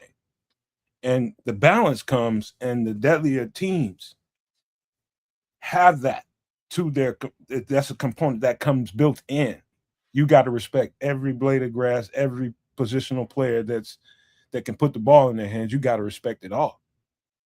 And so, yeah, that's a prerequisite on both sides of the ball, even on the defensive side of the ball. Got to have playmakers over there and scheme balance. Why do I say scheme balance? Because you don't want to be too heavy this, too heavy that. You don't want to be a team that's not, utilizing your really talented players and putting them in positions to make plays on the ball. So that balance means you have to have a coach that's not on the defensive side of the ball, not stuck in the mud, and just not giving these guys a chance to make plays, if that makes any sense, on the defensive side of the ball. Well, offensively, we got a Ben Johnson who, was really looking forward to working with new running backs coach Eric Studsville about the running game, because Studsville was instrumental in implementing the Dolphins running game down there when he was with Miami. So knowing the ins and outs of the running game now makes the passing game more lethal, and vice versa. So, you got to have one before you can have the other. They have to work hand in hand. So when teams do say, well, you're going to have to throw it to stop, it's just like, all right, cool. And it's like, oh shit, they're killing us in the air. You got to run it we're going to have to make them run it and say, all right, cool. We have, a more of a, not a scat back, but a more of a fleet of foot and swift, where you got a more of a, I just want to hit somebody and run you over in Menengai. And then, as Ryan Poles said many years ago, talking about specifically wide receivers and their different sizes and builds and makeups, it seems like now the wide receiver room that he's put together kind of resembles what he was talking about a few years back when we were dealing with, the Pettises and the EQ St. Browns of the world. So now we got a couple 6'3", 6'4" guys, a couple 5'8", 5'10" guys, and everything in between that can, run all the different positions. And defensively, it's still a work in progress. It's it's a changeover. The offense has had a head start on the personnel for the offense for Ben Johnson, whereas we're just kind of getting into the Dennis Allen grocery list, and we still really haven't fulfilled it. So that's still a work in progress in this iteration of the team. All right. I'll let you guys roll on this one. I don't have I get the offensive side of this from a scheme perspective. Scheme balance between the two is something I kind of would like to see. I'm not sure how this defense puts that down, and I can't put it squarely on Dennis Allen here. I think Dennis Allen's expertise is more in the secondary. I think our secondary is going to be strong, but that leads me to worry about the obvious thing, and like a powerhouse team running a football against us might make for a challenging Sunday. What I think a better way of looking at it defensively, this would be easier to the parts and the sum they all need to come together. Everybody needs to be able to feed off of one another. So somebody else's strength, somebody else needs to be able to feed off of. You know what I'm saying? So if we have a strong edge rusher or let's just say we have a strong 3 technique, somebody that's really getting off the ball and really getting back there and denting the pocket and making havoc back there. The person behind him, the linebacker, needs to be able to clean that shit up real fast. They need to complement each other. That's what I'm trying to get at. Compliments. Everything needs to fit. Everything needs to fit the way it's supposed to. And that's what I'm talking about by balance. You're not scared to call anything on the goddamn play sheet when you got that going on. Anything on the play sheet works. Anything. Well, like I say, offensively, I think we have balance in spades, man. There isn't really an area offensively that I can say that we have a shortfall, except for, again, potentially at left tackle. And that's not, you ain't really calling plays with left tackle in mind other than additional protection over there. It's really the defense and how.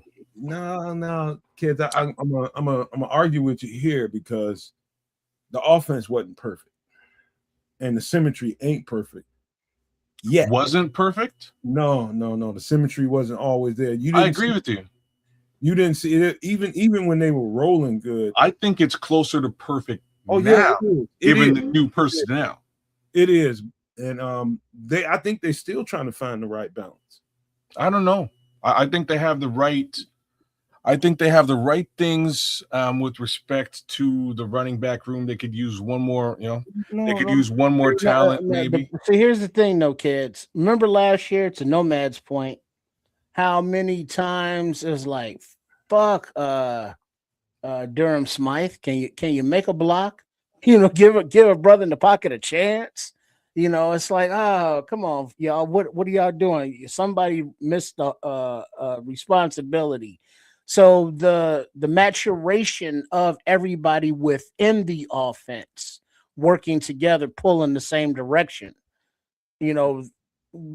after, a year together. And so now as, more pieces like a Xavier Thomas comes in, now, Colston can help him out. Luther can help him out. Rome can help him out because they have the experience.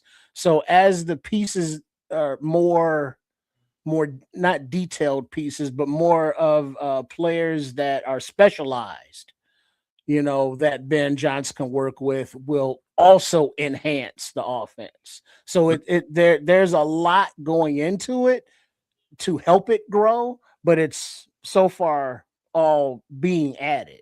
But that's where I am. I think they added the specialty that they didn't really have access to last year in multiple areas. Obviously, just an outright speedster is one of those areas. Having a you identified Durham Smythe, and hopefully Sam Roush is potentially an upgrade in that regard. A, in the blocking arena, but B, can actually be utilized as a receiving talent and or ball running talent. Like he can do both. And all that symmetry needs to be developed. If Caleb and Ben are about at 35-40% capacity with each other in symmetry, then the offense can't be as balanced as we want to believe it is. It's not. They got more people to distribute the ball to in a second-year offense with a quarterback in a second year in the system. Tripp is right. It's going to take a little more time. I mean, it looked good in a nice run there. But now with these added pieces, and we're gonna see. We're gonna see. And I think if they put the work in like I think they will, I think all this conversation is for naught. They will just grow. So you're at wait and see on the offense. That's interesting. They gotta. I mean, I'm telling you, when I say we got weapons galore, and anybody on that, there's six guys that can hurt you. There's 5 offensive linemen, and the other 6 can hurt you. Every last one of them, including the quarterback. That's hard for a defense to assemble and game plan for. Hard. Trust me when I tell you, when every last one of them are live and you don't know what formation you're going to get, that's extremely hard. When the tight ends are live, when the running backs are live, when you can put in 12, 13 personnel and the quarterback can just take the ball and just run with it, that's hard to defend, bro. But now it's about them, all those weapons, and them getting symmetry together. It's amount of reps you get together. How much time on task do you have together? That's what brings the symmetry. And so it's great on paper. Now it's got to be put into action, and the symmetry just needs to happen naturally. That's why. No. I can't argue with that, and that's all the more reason that I've penciled in the year 2027. But I do expect to see. I think we're going to see an explosion that we're not quite ready for. Explosion. I do think we're going to be explosive, but I don't expect it to be like we coming right out of the gate. Like there's going to be some. It's going to be some hiccups, bro. Trust me when I tell you. Before that thing starts to really, really churn. Right. Grizz, Oz left a ton of plays on the field. Part of that I'm giving to Caleb, though. That was because he just dropped the ball several times. But if Khalif Raymond, does pick up those yards, those passes, as he mentors Xavion in the slot, that's an upgrade. We've already mentioned hopefully Sam Roush is an upgrade. So there are upgrades that have happened with this offense as well as a maturity level. So yeah, let's go. Yeah. We just leave that there, man. The next thing, you guys, I'm gonna see what you guys think about it. Now, when I say this, I want you to understand I'm talking about from the GM on down. Cohesive leadership from the GM on down to the players. That means everybody in between, whether it be, the people that's running and washing the uniform, the people that's running the water on the field during practice. I'm talking about GM, coaches, message from the coaches down to the players, and the players' leadership down to everybody else. There has to be cohesion there. Has to be in order for this thing to work. I'm talking about from the GM, they have to have the right vision, and they have to have the same vision. The coaches and the GM have to have the same vision. They got to be cohesive there. They take that vision, coaches, and they explain it between each other. This is what we're going to tell the players. We're going to develop our leadership, pick them out, and they take that message on down to the rest of the players. That's got to happen in order for this to be a championship team. You can't have people all over the place and this ain't what it's supposed to be. Oh, I heard this, I heard that. No, everybody needs to be singing the same note. Same goddamn Stevie Wonder song. Sing it. And it sounds Isn't she sorry. Everybody needs to be sounding the same when they sing it too.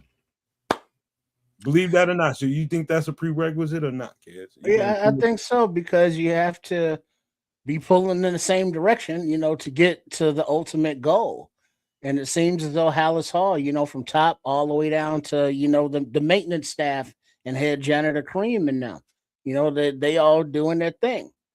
And it it seems as though that from this past season to now, the only shortcoming, from outside looking in would be the damn training staff. And I'm not blaming them for the injuries to players, but on more than 3 occasions, I believe, players returning from injury, pregame, warming up, hey, can you go? And they re-injured themselves in the pregame or out like several more weeks. And it's like, who's making these decisions that it's like, yeah, I think you should give it a go, kid. Or we should keep them out another week so we don't lose them for another 4 weeks. That happened with Rome, wasn't it CJ and Kyler Gordon? I think somebody else, but don't quote me. So it's like the whole training staff, and you could see Ben Johnson's frustration when it's like, yeah, they were going pregame, then they couldn't go. I don't know, lowest common denominator kind of thing. So I think that's an area that this offseason they might be looking at interior of Hallis Hall. Something I think might be a fun fact. What? No trainer has the ability to rule a player out. That's the coach's decision. They can take the advice of the trainer and the player, the coach and the player. They can come together and say, all right, I'm hurting. Can you play? Yeah. You're gonna still be hurting, but I need you out there. The trainer can give them advice. I don't think he's ready. That explains most of DJ Moore's season last year. It's funny that you bring this up because like I had to rack my brain a little bit to think of an example that like where a team went deep in any capacity and didn't have their ducks in a row, for lack of a better thing to say. And I'm just going to say that I couldn't really think of any per se. I couldn't, not to say that they don't exist. But what I can say is this team has not had its ducks in a row for decades. And the one time we finally do, like the Ducks are like, they're in a row right now. They are. Shucky ducky, quack quack. Shucky ducky, quack quack. They're in a row. So, yeah. I think it definitely minimizes potential distractions, right? Like all the BS. Oh, snap. My GM drafted a quarterback I didn't even know. What do you mean you didn't know John Fox? You know what I mean? Like you didn't talk to him about this? No? Oh, shoot. You're probably not going to have this job for much longer. Well, I'm just going to coast through the next year because I'm probably not going to have a job for much longer. What happens to the new quarterback? I don't care. Not my problem. You know what I mean? He got no development, got sacked a bunch of times. Where did you draft him? 2nd overall? Stupid. Huh. Like, you go, huh? Also, I thought something else that happens every year with a team that kind of goes unnoticed, but not unnoticed inside the locker room, is no matter what, even if we're having a successful season, there's always the noise, the outside noise of this coach could be getting going here, or this coach could be going there. And even though you're seeing those stories on the outside, inside the building, they know whether or not this coach is kind of concentrating on that, or whether he's checked out or still embedded with them, and he's, that's real inside of a locker room. Right. It happens in college. It happens in the pros. I've experienced that. Just imagine what I just described, and the team environment and John Fox's train of thought. After that draft, he must have went home and went, huh? Like just like the exact sound that Tripp just made is a sound that he must have. You know what? Like, I'm probably gonna get fired in about 3 months. So what do I really care about this season? Really? Who got the best donuts around this place? What about the flip side? What about the flip side of that, kids? What about We'll the get flip some side good of that? Chicago pizza, like while I'm here, because Think about the flip side of it. Think about the guys that in the locker room ain't gonna get fired, but he's getting lured away by these interviews, and let's just say we're in a playoff run, and he has an opportunity to take them interviews, and the coach can refuse those teams to have the interview with him or to talk to him. But then that's going to be a slap in that coach's face, and just like, hey, why are you holding me back? You got the delicate balance of that. And if he decides, okay, I'm going to take that interview, or no, I'm not going to take that interview because I'm focused on what our goal is and we finna get this shit. That kind of balance, that kind of symmetry. Are we on the same page? You get what I'm saying? I do, and I'll give you both sides of this. The John Fox side is I'm gonna take the interview because I have to, and I'm just gonna BS coach speak my way through, or word salad my way through this, because I don't give a shit. My give a shit ended when the GM went over my head and drafted a kid that I have absolutely no interest in or wasn't even told about. So what's the question for me? Yeah, well, we'll get to it and we'll do it. And coach speak, insert here while, you know what I mean? Then you flip it over to the kid to get drafted. Well, I'm coming in with big expectations on my shoulders. What do? I don't know. I don't have any direction of any kind. Oh, you're going to throw me in because the guy with the long neck, the redheaded guy ain't good? Okay, I'll play football, except what am I doing? You know what I'm saying? Like, just the worst type of situation because the top down, because the Ducks were all over the river. You know what I'm saying? Like, the Ducks were clearly not in a row.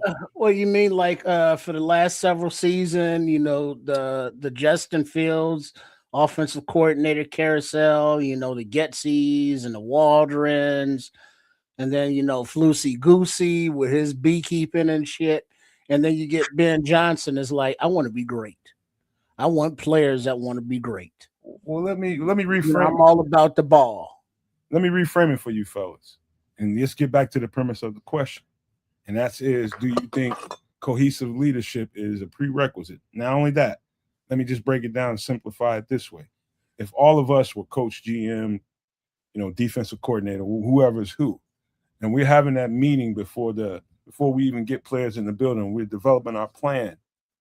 Do you think that's an important part of the conversation before we even get started? I personally think that's very important, because when we get to that point, if teams start to try to pull at some of these coaches and pulling at our threads, this is our plan for that. Do y'all think that's important? It's so important that it's not even necessarily the coach. Like, part of why it's important is the GM, because we just sort of looked at the coach on the hot seat case scenario with the young draftee, but there's also the GM on the hot seat, which happens almost at least in Chicago, it happens almost as frequently as the coach being on the hot seat. A lot of the times the GM winds up going right out the door, right alongside the coach. You don't really know when that's going to happen, though, kids. You kind of can feel when the coaches might start getting pulled in one way or the other. The GM, but I think the cohesiveness is everybody doing their job. And let me explain that real quick. You go in Hallis Hall. As a player, you want to know that when you park your car, it's going to be safe, that there are no, going to be no scratches, no nothing. So the security has to make sure that only the allowed personnel or people are on the property. You want to make sure your catering and cafeteria staff has the best ingredients and they know their players. It's like, hey, he likes his greens, he likes his fruits. You want your management staff, whoever's doing the laundry, to make sure it's like, hey, this kid's allergic to, these dryer sheets. So we want to make sure our star, kicker, his socks don't give him like trench foot or nothing. You want your training staff to know it's like, all right, this kid gets his ankles taped this way.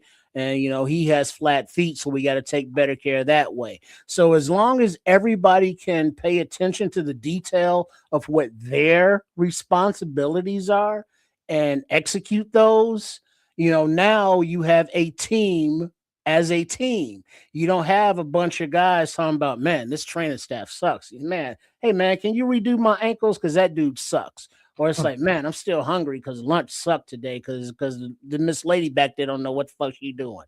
So as long as everybody in the building's doing their job to the best of their abilities, I think that contributes to winning on the field.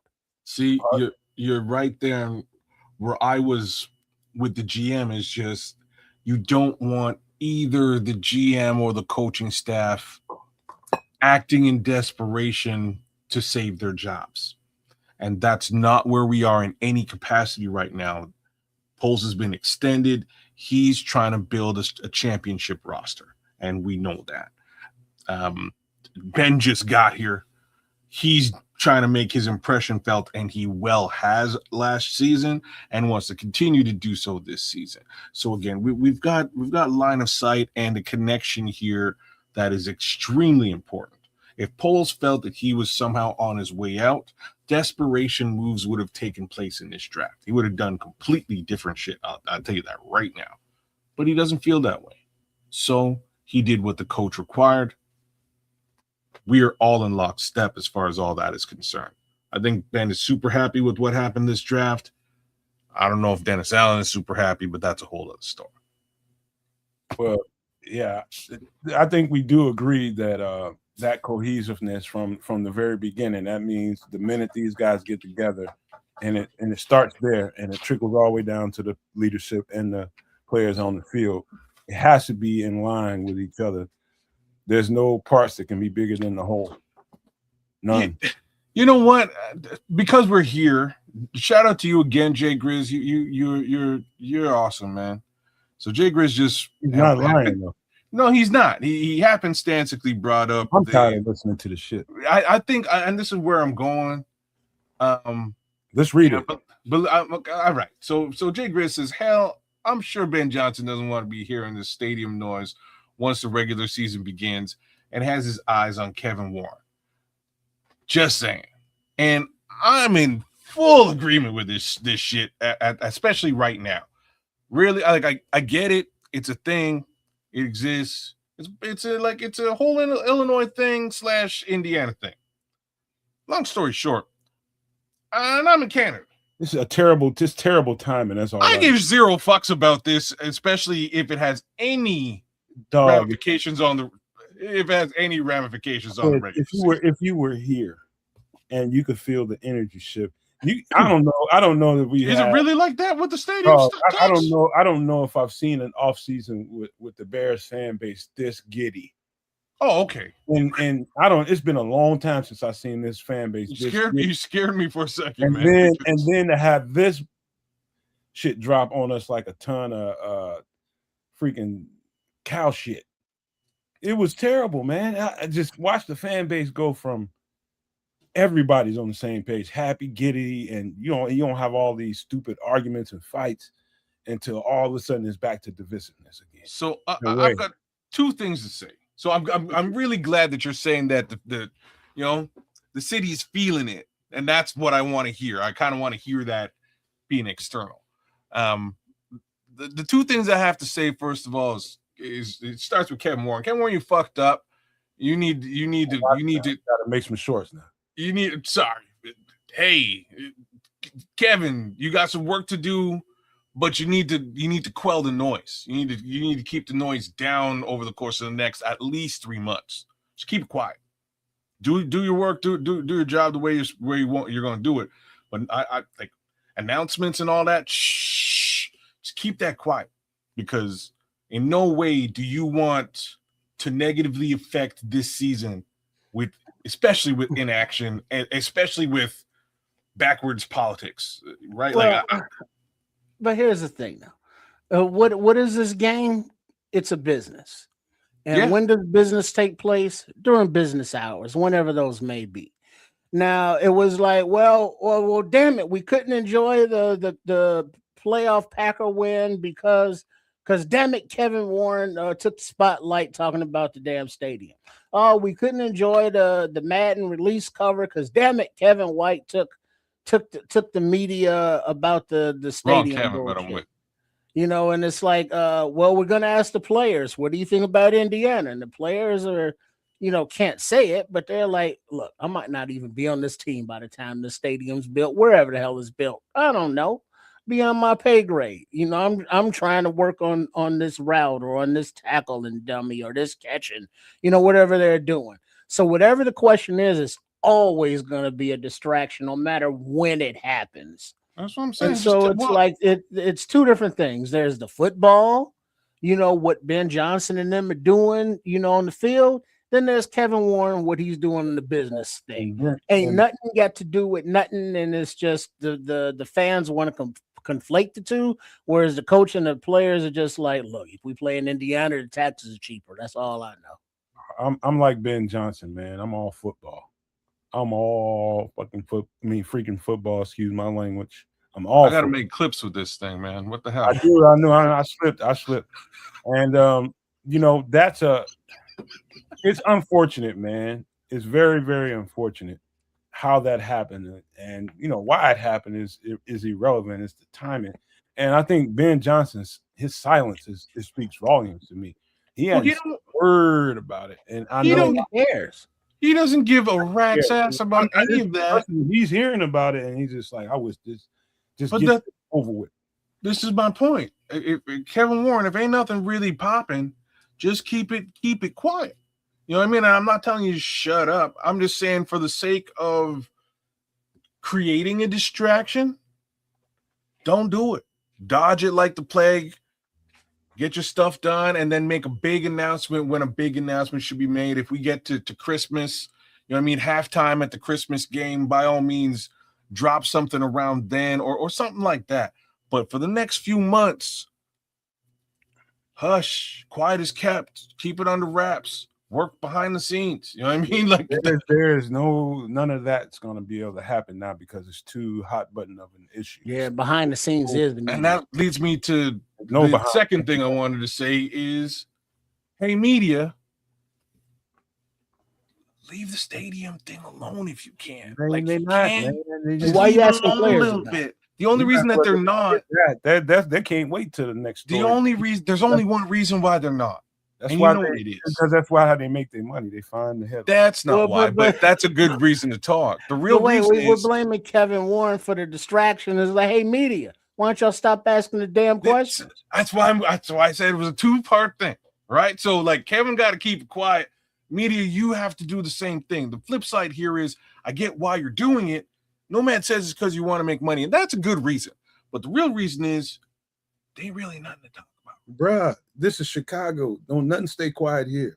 I know, because the media is the media is the greatest thing in Chicago, and that's why y'all the Windy City.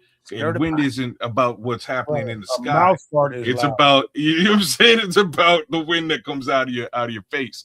So keep it low. If you want a championship, if you want to be in a big dance, shut the fuck up. So I think Illinois is doing the right thing. Chicago is doing the right thing now. I think behind this, I think the two sides got together. And from what I'm hearing, and just to get out of this subject, I hate to talk about it. Me too. There was a regrouping of the whole situation after that last card was played with Indiana. There was a regrouping. And from what I hear, the governor and the people that are involved, whether on either side of the aisle, they're all saying they like how it's going because it's going quietly behind the scenes, as quiet as it can be, But if we're hearing about it, that means somebody's making an effort to keep this thing behind closed doors as best they can, and not making broad statements and getting out there. That was ridiculous, man. And I'm just gonna leave that alone, man. We're gonna get to this last point, man, because I can go on for a minute about that. Well, but here's the thing, stop this, man, because you're gonna make it worse. Stop. I already know what you're gonna do. Go ahead, man. F it, man. Go ahead. Well, but we say, oh yeah, behind the scenes, the Bears are trying to write the legislation themselves, and we'll present it, and then we'll have the special session. And it's like, yeah, okay, behind the scenes, blah, blah, blah. Whereas, in Indiana, they have pictures of survey equipment, on site, and the sites that the Bears are looking at that are actually doing physical testing that costs money to do. That's happening like right now. So, Whoops. All right. Yeah, all right. Stop, because I know it's going to go on and on. So we're going to have to. All right. Just to put a cap on that conversation, this is last, but not least at all. When I say this, not least, you're going to understand this when I get through saying it. Because you guys probably get tired of hearing me saying it. I've said it every year, anytime we get to this part, the important part of the season. And I want to say it. Prerequisite for a championship team: peak timing and resilience. What do I mean by that? I mean being healthy. I mean playing well late in the season. Prerequisite for a championship team, yay or nay? oh Man. yeah. You nailed that, right? Because that same New York Giants team we were talking about a minute ago, maybe it was a couple more than a minute, but you know what I'm saying, that Eli Manning team, big part of the reason why they went to the Super Bowl that season is because everybody throughout the early part of that season was hurt. Whole team was hurt. And then suddenly they all came back and everybody else was hurt. All the other teams were dealing with injury. So they had all these fresh, talented bodies back on the field, and they just ran ruckshod for a bunch of weeks towards the end of the season, including the playoffs. And that really fueled them and pushed them as far as they went that year. Stuff like that doesn't happen all the time, but when it does happen, it's exactly what you're saying. It's timing, it's resilience. So, big ups to Kyler Gordon. You know what I mean? Like if you're going through some stuff, I want to see you healthy on the field, as does every Bears fan out there, as does your head coach. So, if you got to work through some stuff to get to where you need to get to, let's get you on the field and get you on the field healthy, man. So again, maybe that is a boon, it's a boost to our success in 2026. And that goes to Ozzie Trapillo and many other players who have been sort of battling through injury, TJ Edwards, etc., Grady Jarrett, Dayo Dangbo. Maybe all of this is to say that finally when we get healthy versions of these particular, Shamar Turner, finally when we get healthy versions of all these players on the field, it might be a boost to the Chicago Bears. Resilience is good because, we want, your top line players to come back from injury. We don't want to rush it back, to my point earlier, but resilience also means, the next man up needs to be able to carry his weight, and earn that roster spot to, say, hey, if I need to fill in, cool.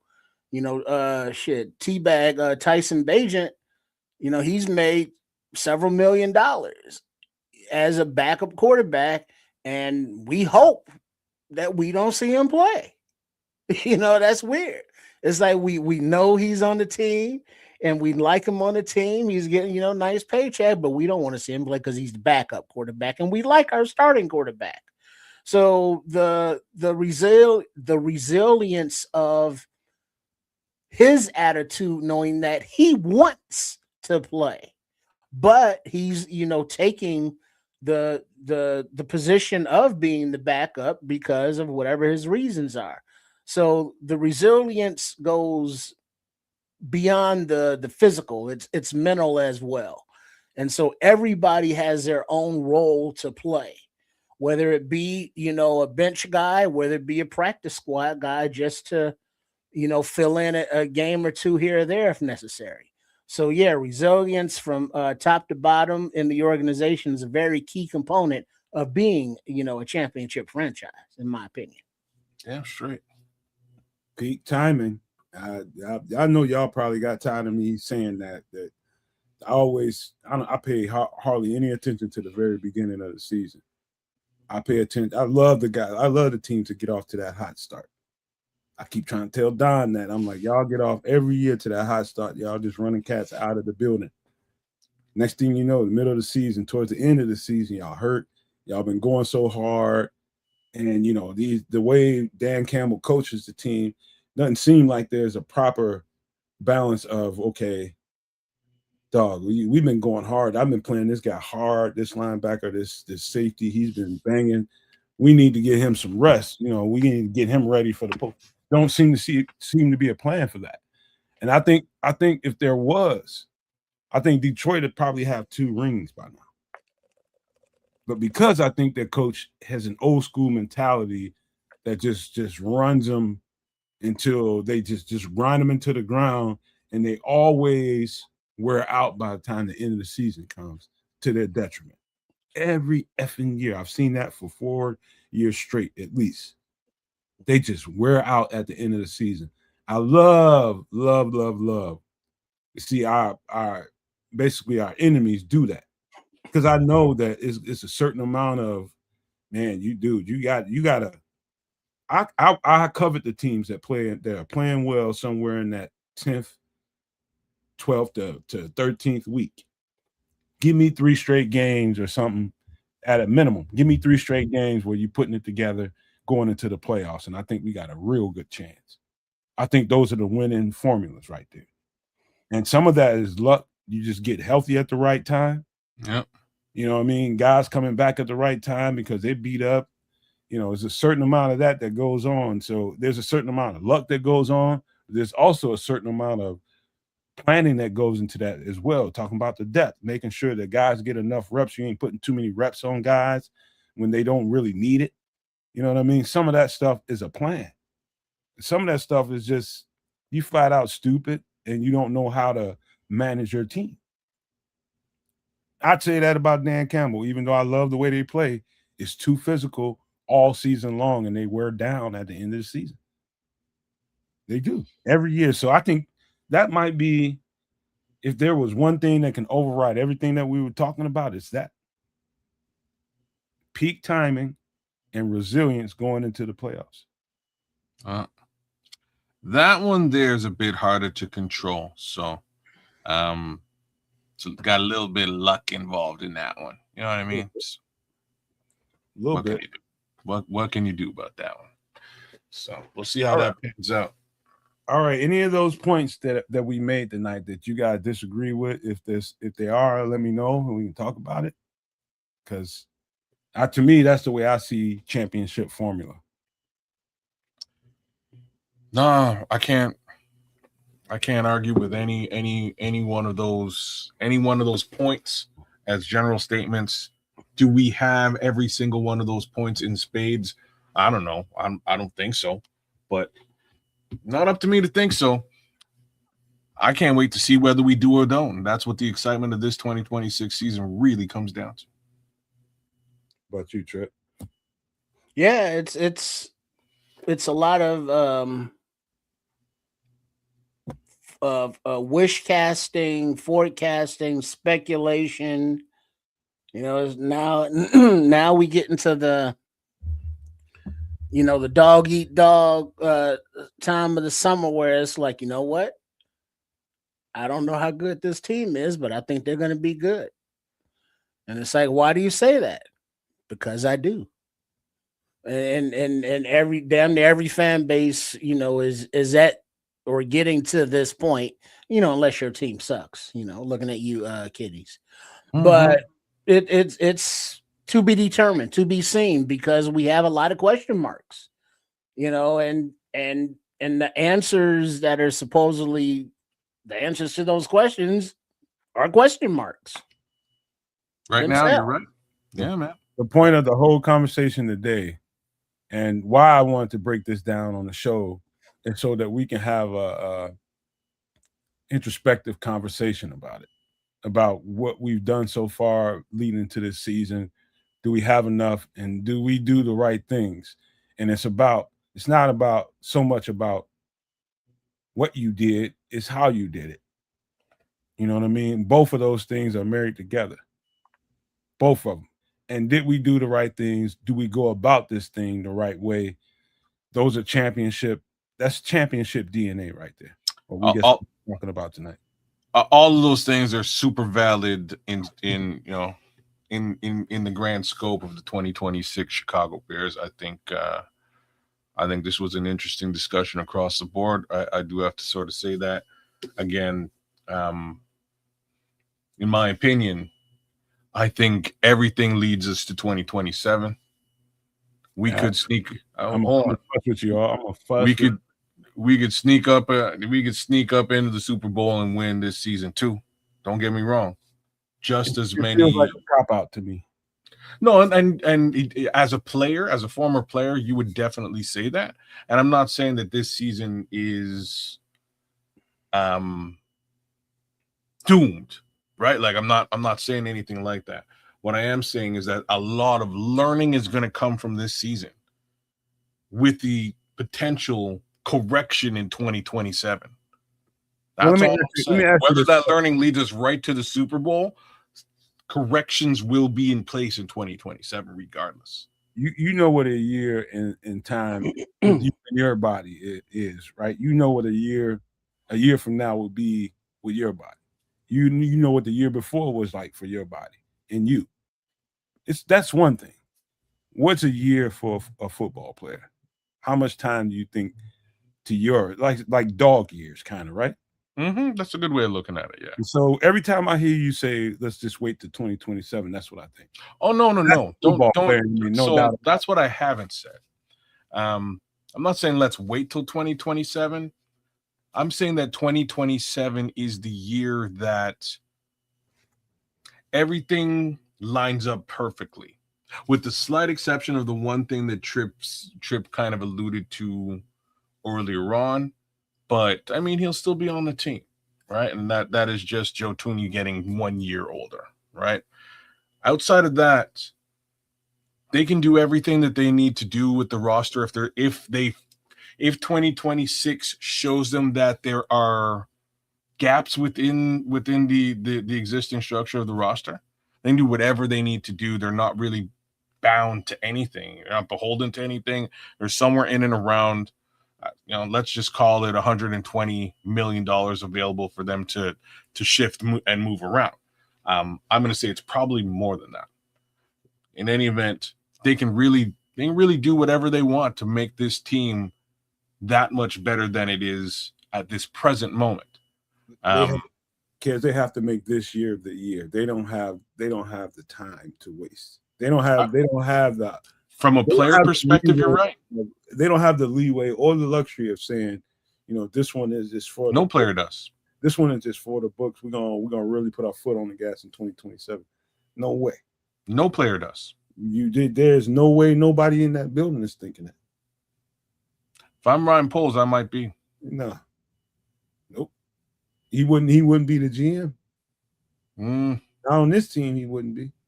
Because if you think in 2027, you're gonna start moving like you're waiting for 2027. I think he did.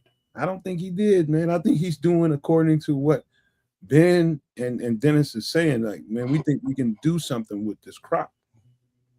And I think they, that's why this part of the season is now we have podcasts and so many people have a point of view. We hear everybody's point of view so much that we think that's valid because we hear their point of view so much, but ain't nothing important at all going on the outside of that building, including myself, my conversation, and everybody else. It's not important. All we can do is bring you a perspective that we think. Now, inside that building, they are locked in and looking for a Lombardi. They should be that. And they're not 2027. We'll worry about that when we get there. GMs have to plan for that kind of eventuality on books, on when it comes to accounting and when it comes to, okay, do we jump and make this move right here and be stuck with that into 2028, 2030 or something like that? There's certain decisions that have to be made there, but that needs to stay in that office with those people. Until if it gets to the coach, that means it's something the coach requested. Outside of that, there should be a door in between those two entities right now. And I'm on this show, I'm trying to be the door. Yeah. And there's nothing wrong with that, right? And like I'm saying, what you're saying is super valid, because if I'm Dio Dangle, all there is 2026. If I'm Grady Jarrett, all there is 2026. You see what I'm saying? Like these guys have this year. Next year is an enigma. If I'm Ryan Poles, I'm saying that these guys have this year, and y'all need to make this year work. If it works, we'll talk in 2027. See what I'm saying? But the upside for the overall team is if it don't work, and this is the overall if it don't work, I think we have the offense figured out, and I think we're going to see that this season. And if it don't work, there's about $100 million plus to make it fucking like not only work, but work like clockwork next year. That's if it don't continue. The contingency plan is in place. You see the game in dollars and cents, and it took me a while to understand that. It took me a while to understand where your perspective. The game is a business, my friend. In a major way. Of course it is. In a major way, it's a business. It's a chess. It's chess with dollar bills. It took me a while to accept the fact that that's where you are, and while we do these shows, why your mind always bends that direction. And I understand it. I totally understand it. Part of my mind goes there too, but fleetingly when it comes to the game, because I'm so busy doing other stuff when it comes to X's and O's and understanding certain things that are happening. You know, I don't spend a lot of time worrying about that, but that's just me, you know, being an ex-football player. That's just how we're wired. You know what I mean? And that's why I'm saying your perspective on this is super. It's super valid because there's two distinct ways of viewing this, and your way is very important because that is the fuel for the team behind the doors at House Hall on Monday. That's the drive that they have on Monday, right? When they open the doors and they get there and they put in work for the 2026 season. You're a billion% right. Like you'll be thinking about what we can do with cap space and different things like that down the line and how they can manipulate that to help us. You'll be thinking something like that. Now, the conversation going on about Kyler Gordon, what's going on with him. My mind automatically goes to the human aspect of Kyler Gordon. I start thinking shit like, yeah, we need him, but what's going on with you, man? What's really going on with you? Maybe he knocked down some stripper or something and got into a bad situation and he's suffering because of that situation and he's trying to get that figured out. And it's getting drugged through the mud. I start thinking stuff like that that's very real that you may or may not hear about. But, you know, my mind goes to that. You know, because in real situations, there are star athletes that are being preyed on by predator women. You know, start thinking about stuff. I didn't mention that there's women predators out there. Come on, man. They're beasts. They are beasts that's looking and sitting up there, you know, sharpening their teeth. Scrolls, you hear about this? There are some out there that prey on. But anyway, man, we ain't gonna get too much into that. But that's the way our mindset works. I mean, there's a difference there. But you know, all that being said, do I think we have the ingredients to be a championship team? I'm gonna say yes, but I think we're gonna be better by the time the season is over. Whether it be just because of the amount of reps we play together, or they add some talent between now and the trade deadline. That means somewhere during camp, after camp, somewhere around the trade deadline, I think we'll be a better team as far as physical talent goes. And it's going to give us some of the things that we don't see happening right now. That's what I think. But those things we talked about tonight, those bullet points are, in my opinion, prerequisite. And I think these guys agree with me tonight, prerequisites of a champion, man.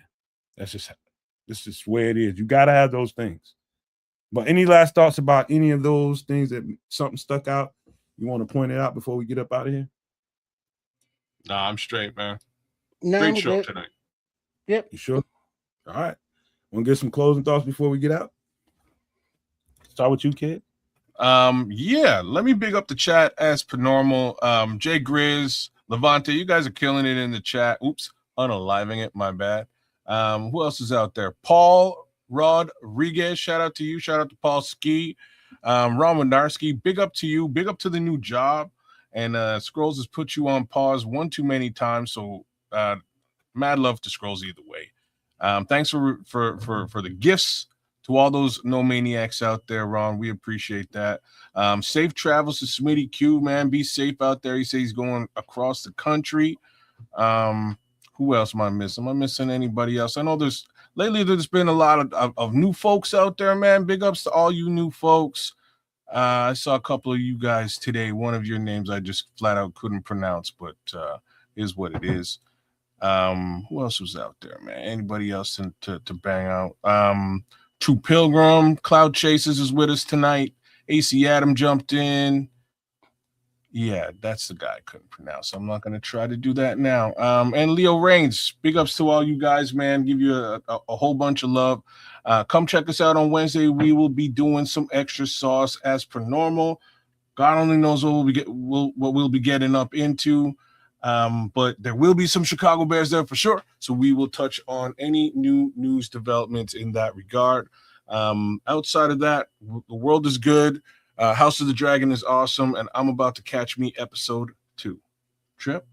Yeah, make sure everyone is subscribed to all 3 networks: Nomad Network, Kedz the Canuck, and Sports Chicago Style, also known as Triple R SCS. And give a shout out to those, not only in the United States, but I believe, throughout Europe. There's a heat wave going on. Everybody stay cool. And then like Venezuela and other areas that had to or suffering through the earthquakes and aftershocks and all that. Which is ridiculous. Y'all be safe down there and be safe. Yeah, we might have to bring some of that up on Extra Sauce because it seems like the Ring of Fire is really starting to come alive, man. And that's the Ring of Fire. Oh, you see, he with me on this one. I know. I happen to know that. It's Johnny Cash, man. Ring of Fire. Hey. If I had to say, I think we made some pretty damn good shows that as Bears fans, it made us think, whether it be an X and O conversation about, the layers of football and the nuances of football, but how we described and broke down what it's going to take for us. I don't know if I've seen a show yet that broke it down and got as introspective as we did about our team and do we have the components and put it down from layer to layer like we did tonight. I don't know if I've seen that, not at least in our Bears community. I haven't seen that. And so shout out to these boys right here for, making sure that conversation went the way it was supposed to. Nothing was scripted. Nothing was discussed beforehand. They knew nothing about any of the stuff that was going to be said. But what came out of them was their truth. What came out of the No Maniacs was their truth about what they thought this Bears team is and whether or not these things are important or do we even have any of those things. But that's the way we saw, championship DNA, championship pedigree. They better have those things. I don't think No Maniacs disagree with us tonight for the first time. So that was cool, that we go ahead, kid. No, man. You rock and roll. I'm actually just in flat out agreement that for the most part, the No Maniacs were in agreement with us. We invite all the spirited conversation, and you don't have to agree with everything we say. Fight us back. But when we make a point that's really on point, you can see it in the chat. It's unanimous, and that's what we're gonna need. So go back and watch the show. There's gonna be shorts that's gonna come out from these conversations that we'll put out there for the rest of the Bears community that don't come here. They're gonna wish they came here because it don't happen like that nowhere else, man. We broke this shit down tonight. That's what we're gonna need, man. But thank you guys for being here on this fine Sunday night. Y'all take care of each other, man, and be nice to each other. Be well. Take care of the Bears community like we always do, man. We do this stuff for each other. And I just want to say thank you from the bottom of my heart and on behalf of Kedz, the Canuck, his channel, Sports Chicago Style, Triple R, and his channel and his personalities. I say that we thank you all, and we're going to leave you guys with these famous words: love, peace, and hair grease, y'all.